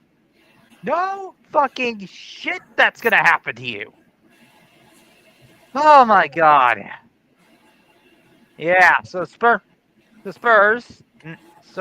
did a Spurs. Very Spursy. Can you put that away, please? Yeah. That was for I'm back trying to help to out, the but Prem. my Wi-Fi is acting like a jackass. Back Hit to it with the a hammer. Prem. Wolves hosted right, Manchester City in Molineux. Got completely destroyed 4-0. As expected from Man City. Yep. Yeah, so City are on a revenge tour.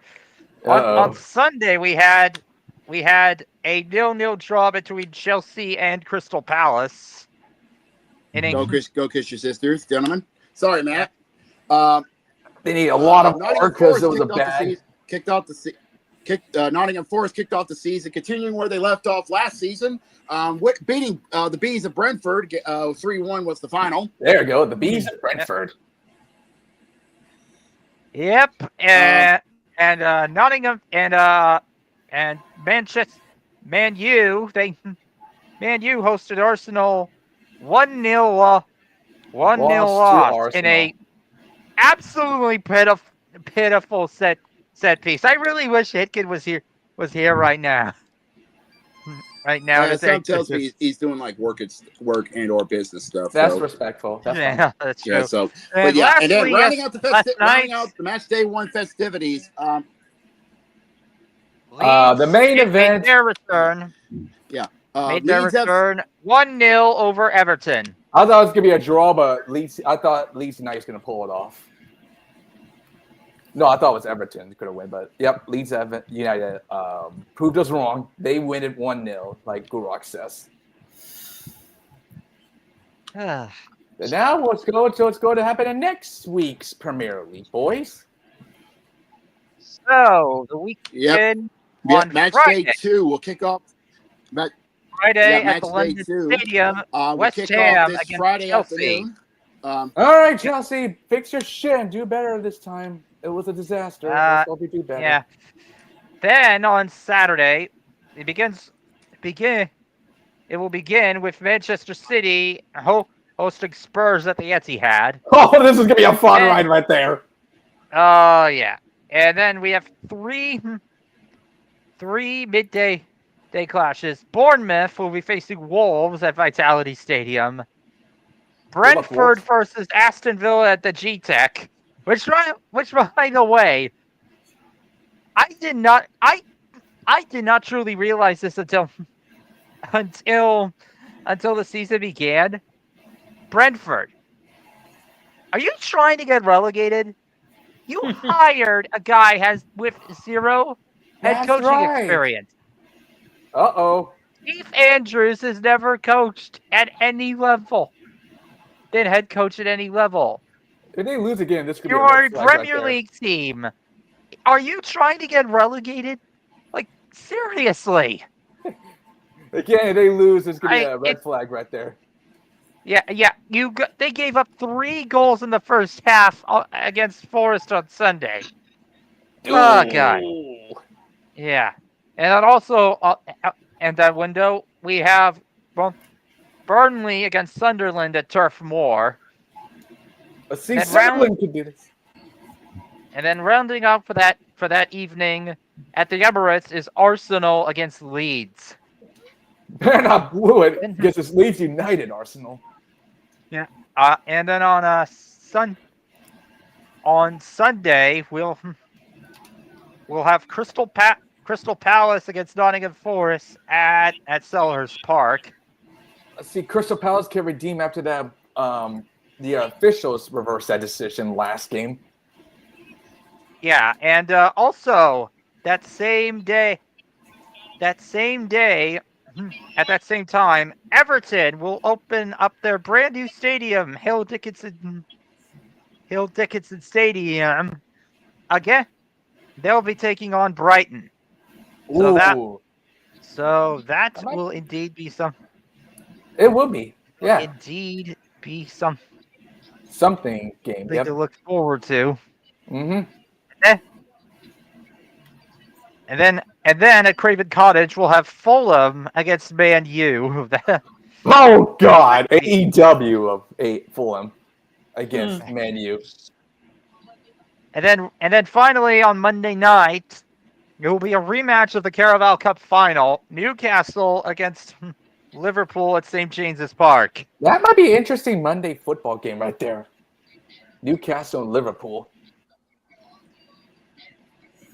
Liverpool had a hot start after the largest transfer spending, and they have a hot start. So this one's going to be interesting competition right there.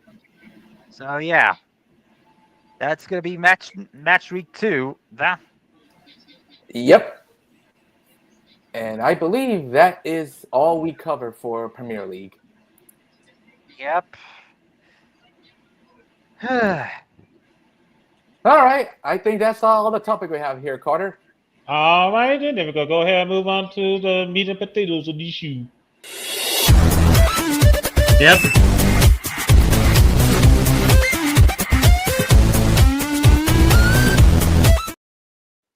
Well, first and foremost, before we dive into the baseball world. What is happening?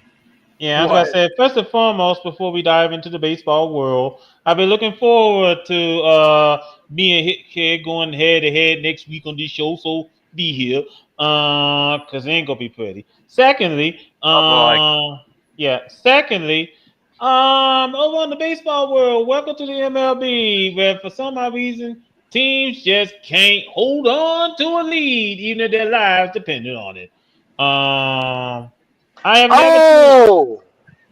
Speaking of that, Orioles, you might as well activate the thing.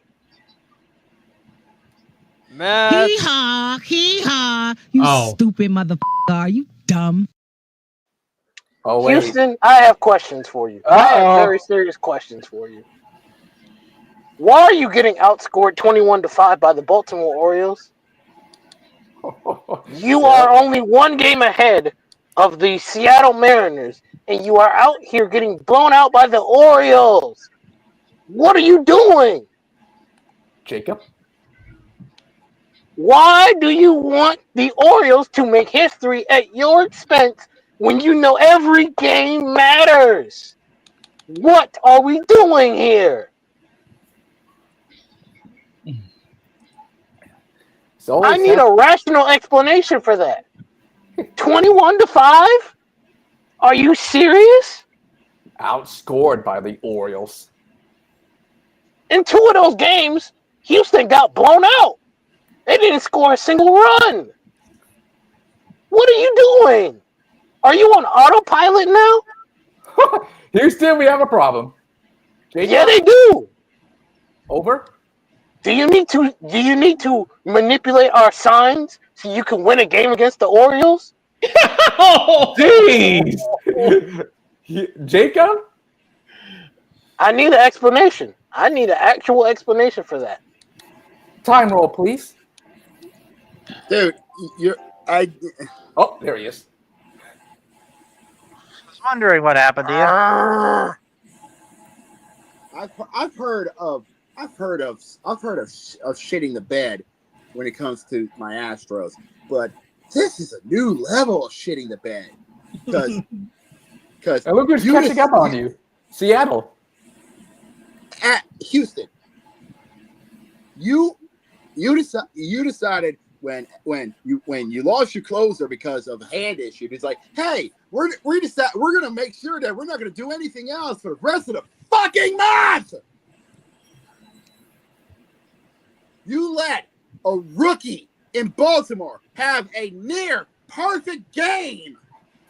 A near perfect game. Go into the 8th inning at 8th inning. Okay? You almost had history made on your asses. And you decided to shit the bed. Again, this team is gonna make me put holes in my house. By the way, the Astros and the Orioles have another 3 or 4 game series. I swear to Bob, if the Orioles find a way to win that series, boy, oh boy, it's going to be a very toxic day on this podcast. For me. Yeah, I just tee up, teams. You're in the last 40 games of the season. There is no room to be effing around.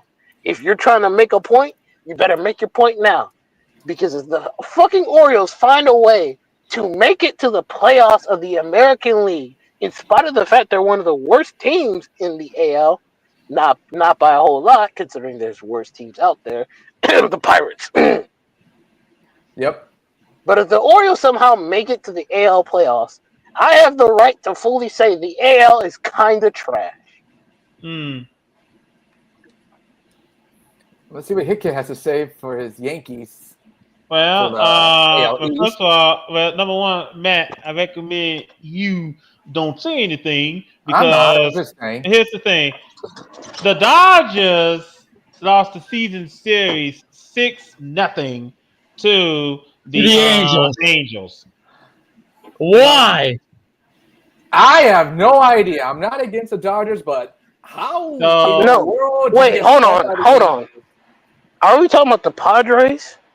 No. We're talking about the Dodgers. Before that. Hold on, wait a minute. I brought that up because what did the Dodgers do to get over getting swept by the Angels?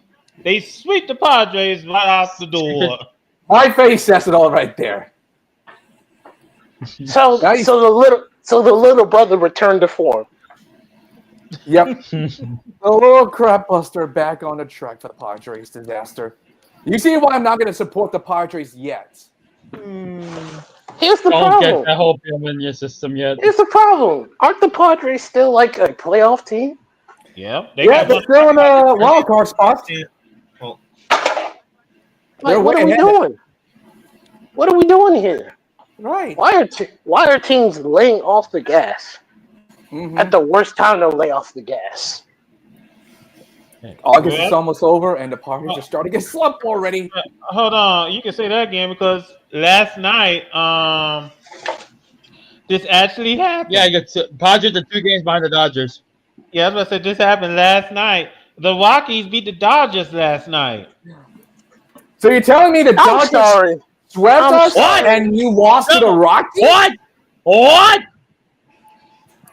Padres, Hold Padres, on. I ain't gonna lie, Padres. Y'all look kind of sorry for letting the Rockies outdo you. No. No, I think he said the Dodgers. No. The Rockies beat the Dodgers last night. I was about to say, No, I said what I said. Yeah. How do you let the Rockies look better than you? Except I know I can't talk because the Rockies. Division. I know I can't talk because the Rockies beat us, but they have beat a lot of teams this season, including the Astros. So apparently, a lot of us aren't playing good either. So let me get this straight. The Rockies are playing good against the high-level teams. When it comes to low and mediocre teams, they somehow get worse than them. There is a worse. Well, they're the worst. Well, they're the worst team. Period. So you can't get any worse than them. Right. You literally can't. Hey, the White Sox may have an answer for that. Then and the White Sox still have more games won than they do by at least a mile. At least we know the Rockies were destined to beat Cheeks. Yeah, I was about to say something. Tells me they won 9 more. They won 9 games more. They won 9 games more. That's still 9 games is still better than being trash. I'll say this though: the Rockets are trying to make sure they win more. They probably might get more than 40 wins by the time this season is over. They probably might get more than 40. They're already at 36. So they might get more than 40. They're trying not to be that team that did what the White Sox did and have a whole bunch of losses and they get made fun of. I can at least admire that. So also, let me also bring this up while I'm in the neighborhood. Brandon, want to talk about it? Which one of the New York teams? Which one of the New York teams? Is it the Mets, obviously? Mets blew an early 6-0 lead to lose 11-6 to the Braves. I got a feeling that's not bad was out though. I'm sorry. Hold on. You said 6-0, and it went to 11-6. It was a pitch to the Atlanta Braves. Are they nominated for Dumbass of the Week? Yes, are they nominated for Dumbass of the Week? Oh yeah, they win. They win. They win. Well, this is for you, New York. You have no excuse for that. Right. This is for you, New York Mets. I'm just saying what it is. The fucking Braves almost doubled their score. How? At least the Astros, they got pounded and they stayed getting pounded. How do you let the Braves do that to you? No, they win Dumbass of the Week. I refuse. Hold on, Jim. Let me just bring this up. It was last Wednesday. Basically, the Braves scored 9 runs in the fourth. Hold on. Repeat that again. They scored 9 in the fourth. In the fourth inning. There we go. So they only needed 1 inning to blow that lead. Yep. 9 runs. The Mets win. Dumbass of the Week. I don't care who else is there. Hey, Jose. Completely pathetic. Jose. Well, if that's the case. Jose. Me and Jose had a bet. If the Mets lost more it's not games, a dare. It is an option. It's an option. If the Mets 10 lose more plus, games, they have to lose 10 plus to have the song. Plus. Yes, the song that 10 plus chose. in a row. 10 plus in a row. Hey, guess what? You can't. You Yes. can't overrule If it. they It'll lose play 10 on or the more podcast. games in a row, Which that's not happening. yeah, remember, 10 or more. Remember, 10 in a row. 10 in a row. It's possible. 10 in a row losses. Okay, let's move on. They have a 5-0 lead against the Nationals right now. Hope they don't blow that one. Uh-oh. Well, last I checked, they're Right. up 5-0 though. in the fourth. So here's Oh, let's see how quick this will be to fuck it up. Well, hold on. Before anyone says anything, Brandon, I would just like to remind you, your Mets gave up 9 runs in 1 inning. And right now, they're winning 5-0 against the It was Nationals. because of the pitching problems they have. So The Orioles have one of the worst. The Orioles have one of the worst pitching in baseball, and yet somehow they have 50 wins. What is the excuse? there isn't any. I'm just saying what it is. Sounds like an excuse. The Pirates have Paul Skeens, and yet we have more wins than them. And he's supposed to be a great pitcher? Speaking of, I do want to talk about one thing from the trade deadline is that Carlos Correa is back in the Astros lineup. How do you feel about that, Jacob? Will he help them win games? He should. I don't know. He better. Oh. I'm hoping. Now, let me also go ahead and bring this up.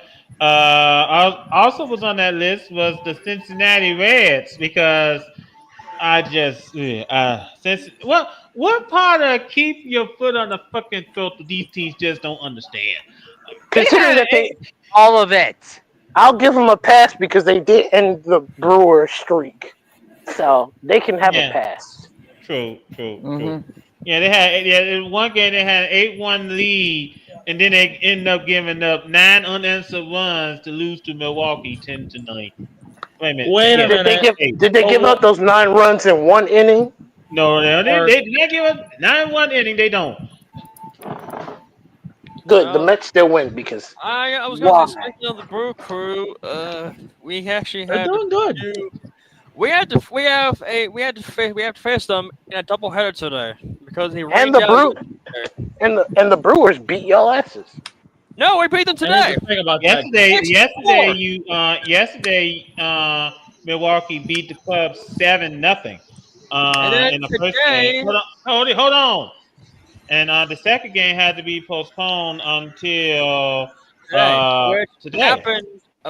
Which already happened, 6-4. Congratulations! Don't pull a Houston Astros. We're gonna face them again in a few minutes because the game is supposed to be sent off at 7:05. Please do not. Games. Sorry, Jamal. Go ahead. For you first. Do not pull a Houston Astros, or I will be on your ass just as much as I am on Houston. You are 8 games. Okay, Cubs are 8 games behind Milwaukee. How do you feel about that, Carter? Carter should be jumping for joy. They're like one of the better teams in baseball. Yeah, 8 games ahead. Hold on. I'm enjoying this now because I know what's going to happen. I know what's going to happen in October because we've seen this every year from Milwaukee. They do well during the regular season. Then as soon as we get to the playoffs, something goes wrong. Gone. Yep. They're gone. So now it's gone. Cody. Hold on. Yeah. Hold Cody. on. Are the Brewers NL or AL? NL. It'd be real funny if they played the World Series against the Blue Jays. It'd be real funny. Jeez. This is gonna be hold on, Jose. Hold on. You know something? Hold on, time out. Hold on. I just want to bring this up. It'd be very interesting being Milwaukee's first time being in the World Series since 1982 when they was an AL team. And they played against the Cardinals. So, very interesting to see. Look at that. Playing against Birds in the World Series. Who would have seen that coming? Oh boy. I don't see Alfred Hitchcock around for that one. Oh no! Don't mention about that movie. Well, considering certain teams in here like to lose games they have no business losing, I'm surprised someone hasn't gone psycho yet.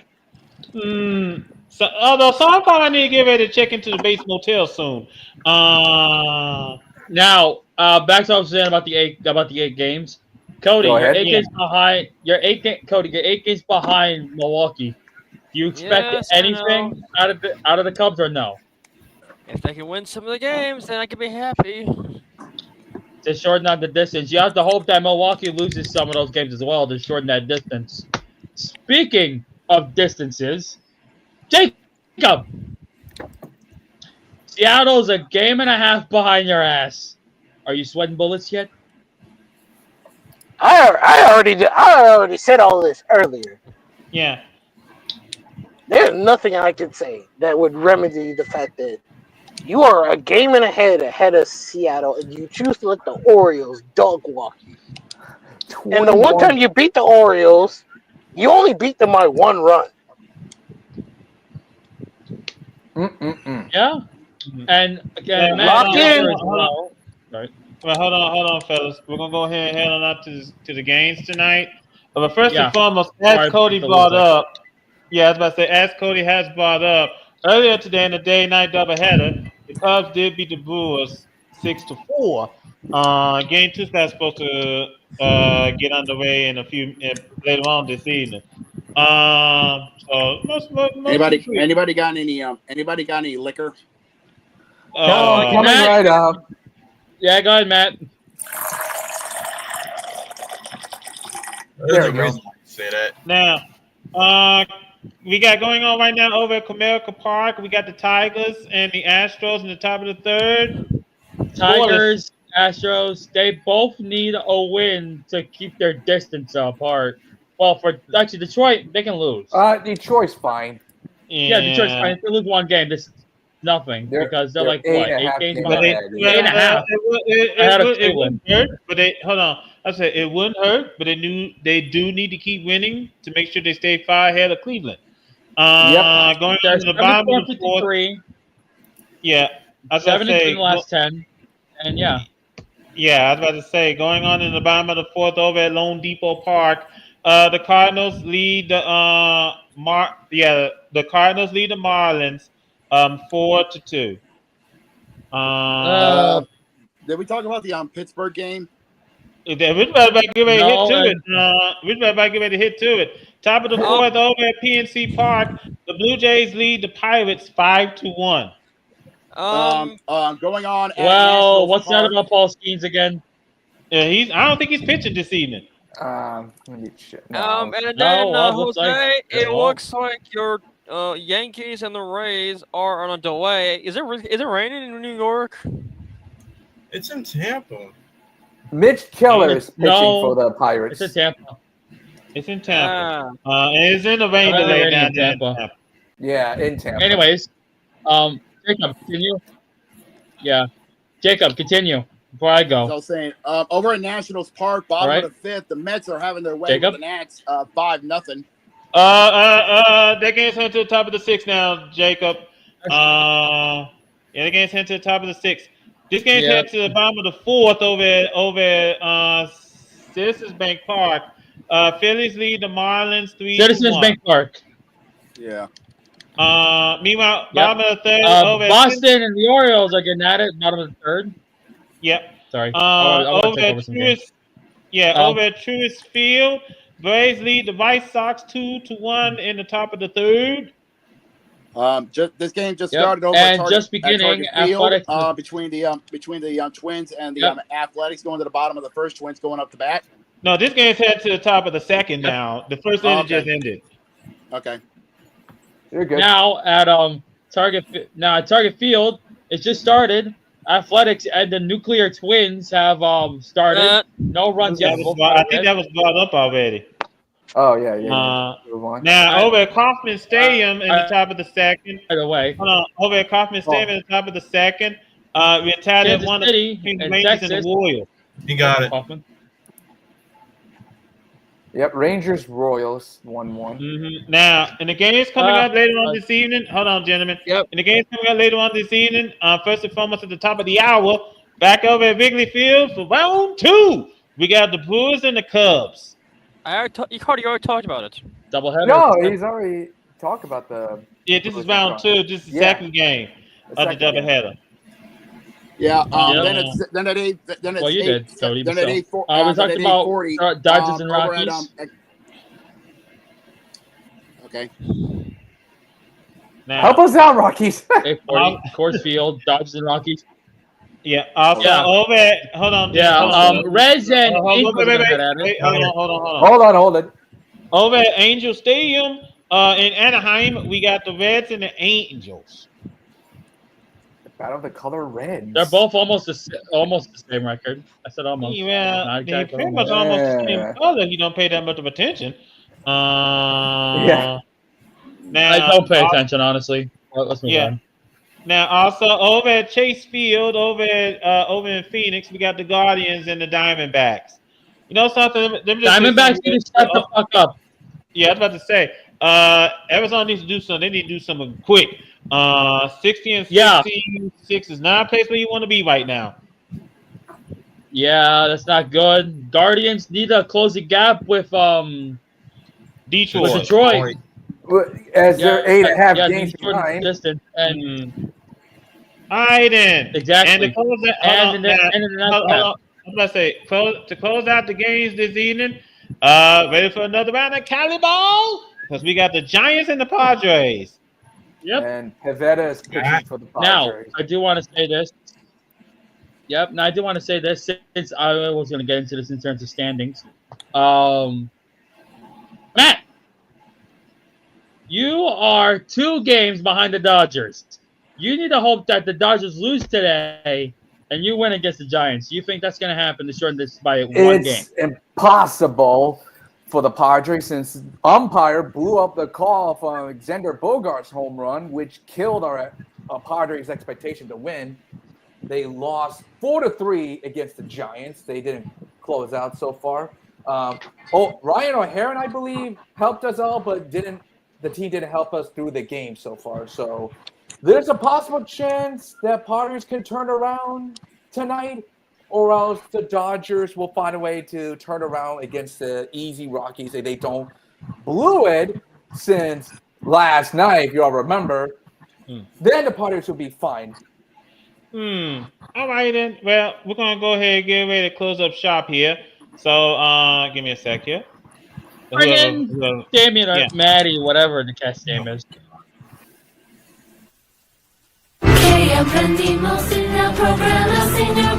Estoy aburrido. Wait, what did he say? What the heck was that?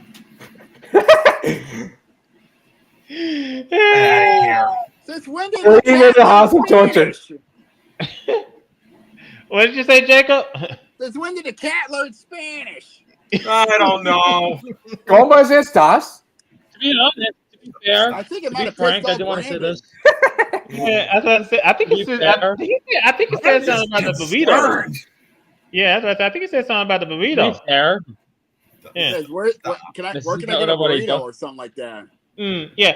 Anyway, ladies and gentlemen, we want to thank you so much for joining us here this evening. We pretty much ran through all of the scores, and nothing much has changed. So, one thing I did learn, one thing that all of us have learned is that you keep your knife on the fucking throat, and if you don't, you're gonna end up like the Mets. Keep your foot. Keep your foot. Keep your foot. Keep your hand. Keep your foot. Keep your hand. It doesn't matter. You keep it on the fucking. It doesn't matter. You keep it on the throat, or else it's gonna go. Yeah. We're seeing too many. Yeah, we're seeing too many. Come on, whatever is necessary. I swear, I think that we're going to have to start learning the Heimlich maneuver if this keeps up. Now, anyway, ladies and gentlemen. You look just, Guys, there's something I forgot to bring up. Yeah, go ahead. What? I think you'll overlook something, just like how Mad Dog overlooked. What? We got a new. What do we overlook? Speaking on the Mets, we got a new all-time home run leader. Oh yeah. Yeah. I think you mentioned that. Yeah, I think you mentioned that last week. I could be wrong. We mentioned. Yeah, we did. He broke the record at the tail end of the show. Oh yeah, he told me about that. Pete Alonso. He broke the record at the tail end of the Yeah, the polar bear. Now, also, let me just bring this up because who's that little kind of person you see working at Walmart? What? Working at Walmart. Welcome to Walmart. Get your. There we go.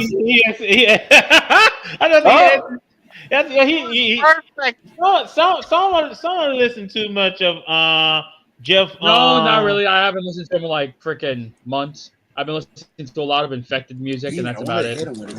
I'll send you a link to one of their songs. It's actually funny because really I actually do work at Walmart. Yeah, Let's end this up, shall we? Jacob, shall you take it home? Yeah. How can I say? Hold on. Let's just mean a second. I remember he did a joke.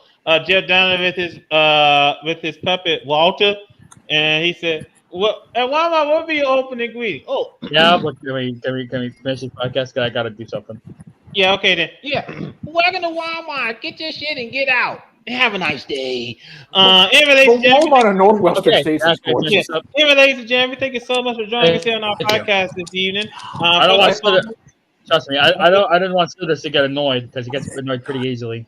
Yeah, I understand. Anyway, ladies and gentlemen, thanks so much for joining us here this evening. If you like what you see, please like this video. First of all, subscribe to this channel, like this video, share this video, and when you do subscribe to our channel, please hit the bell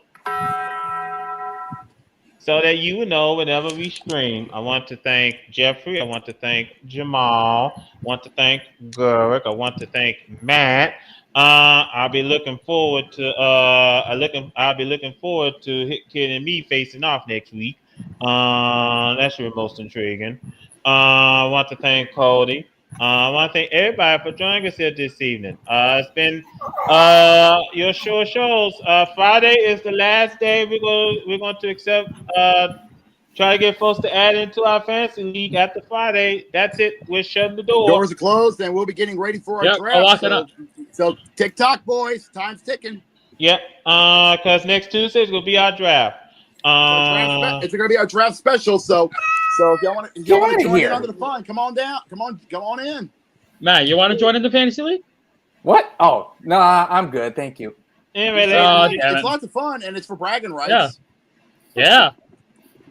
Yeah, there's no buy-in price or anything. Yeah, there's no buy-in. I heard. Anyway, ladies and gentlemen, like we said, the link is in the description. Anyway, ladies and gentlemen, we thank you so much for taking time out of your busy schedule.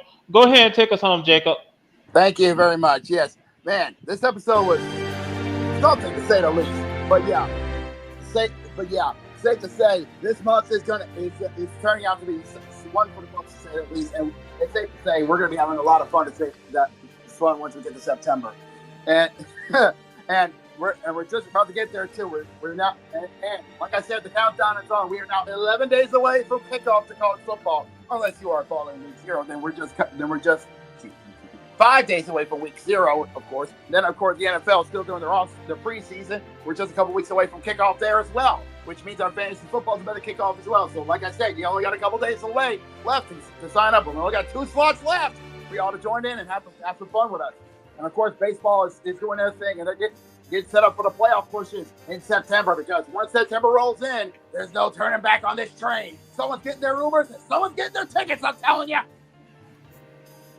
Yep. And, of course, the NHL and the NBA is getting ready for their season to kick off as well. The NBA is going to be marching on a new adventure without TNT joining the fray. Yes, indeed. It's gonna be a lot of fun, to say the least. Once we hit Once we hit the fall section.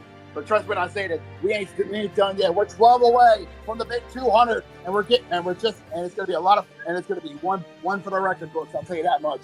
So if you like what you saw with this episode, then please do us all a favor and subscribe to the VWU Sports Podcast channel. If you like what you saw from episode 188, then do us all a favor and like this video and share it across all social media outlets. That being, of course, Facebook, Twitter, and Blue Sky. That we don't touch Instagram and TikTok for 2 reasons. One, Instagram is too toxic even for us, and TikTok is TikTok. And you want to be notified when we go live, which is every Tuesday, 6 Eastern, 3 Pacific, on our YouTube channel. Then please do us all a favor and hit the bell. Yes, indeed, and you'll be notified when we go live on the airways. But until then, we need to go rest up and get ready. Continuation and get ready for the start of college football, because trust me when I say this, once fall kicks in, you won't be seeing us for a good while. Well, not until Tuesday. So until then, for our boys, Jamal, Jamal, Gurak, Matt, and Albritton, and of course Cody Hagan. For our executive producer, Jose, and I almost forgot Maddie, and my boys, Brandon and Carter. This is JB. We are signing off. We will see you guys next week for episode 189 of the VW Sports Podcast. Until then, y'all stay safe, and we will have yourselves a good night, everybody. Bye. All right, it's over. Okay.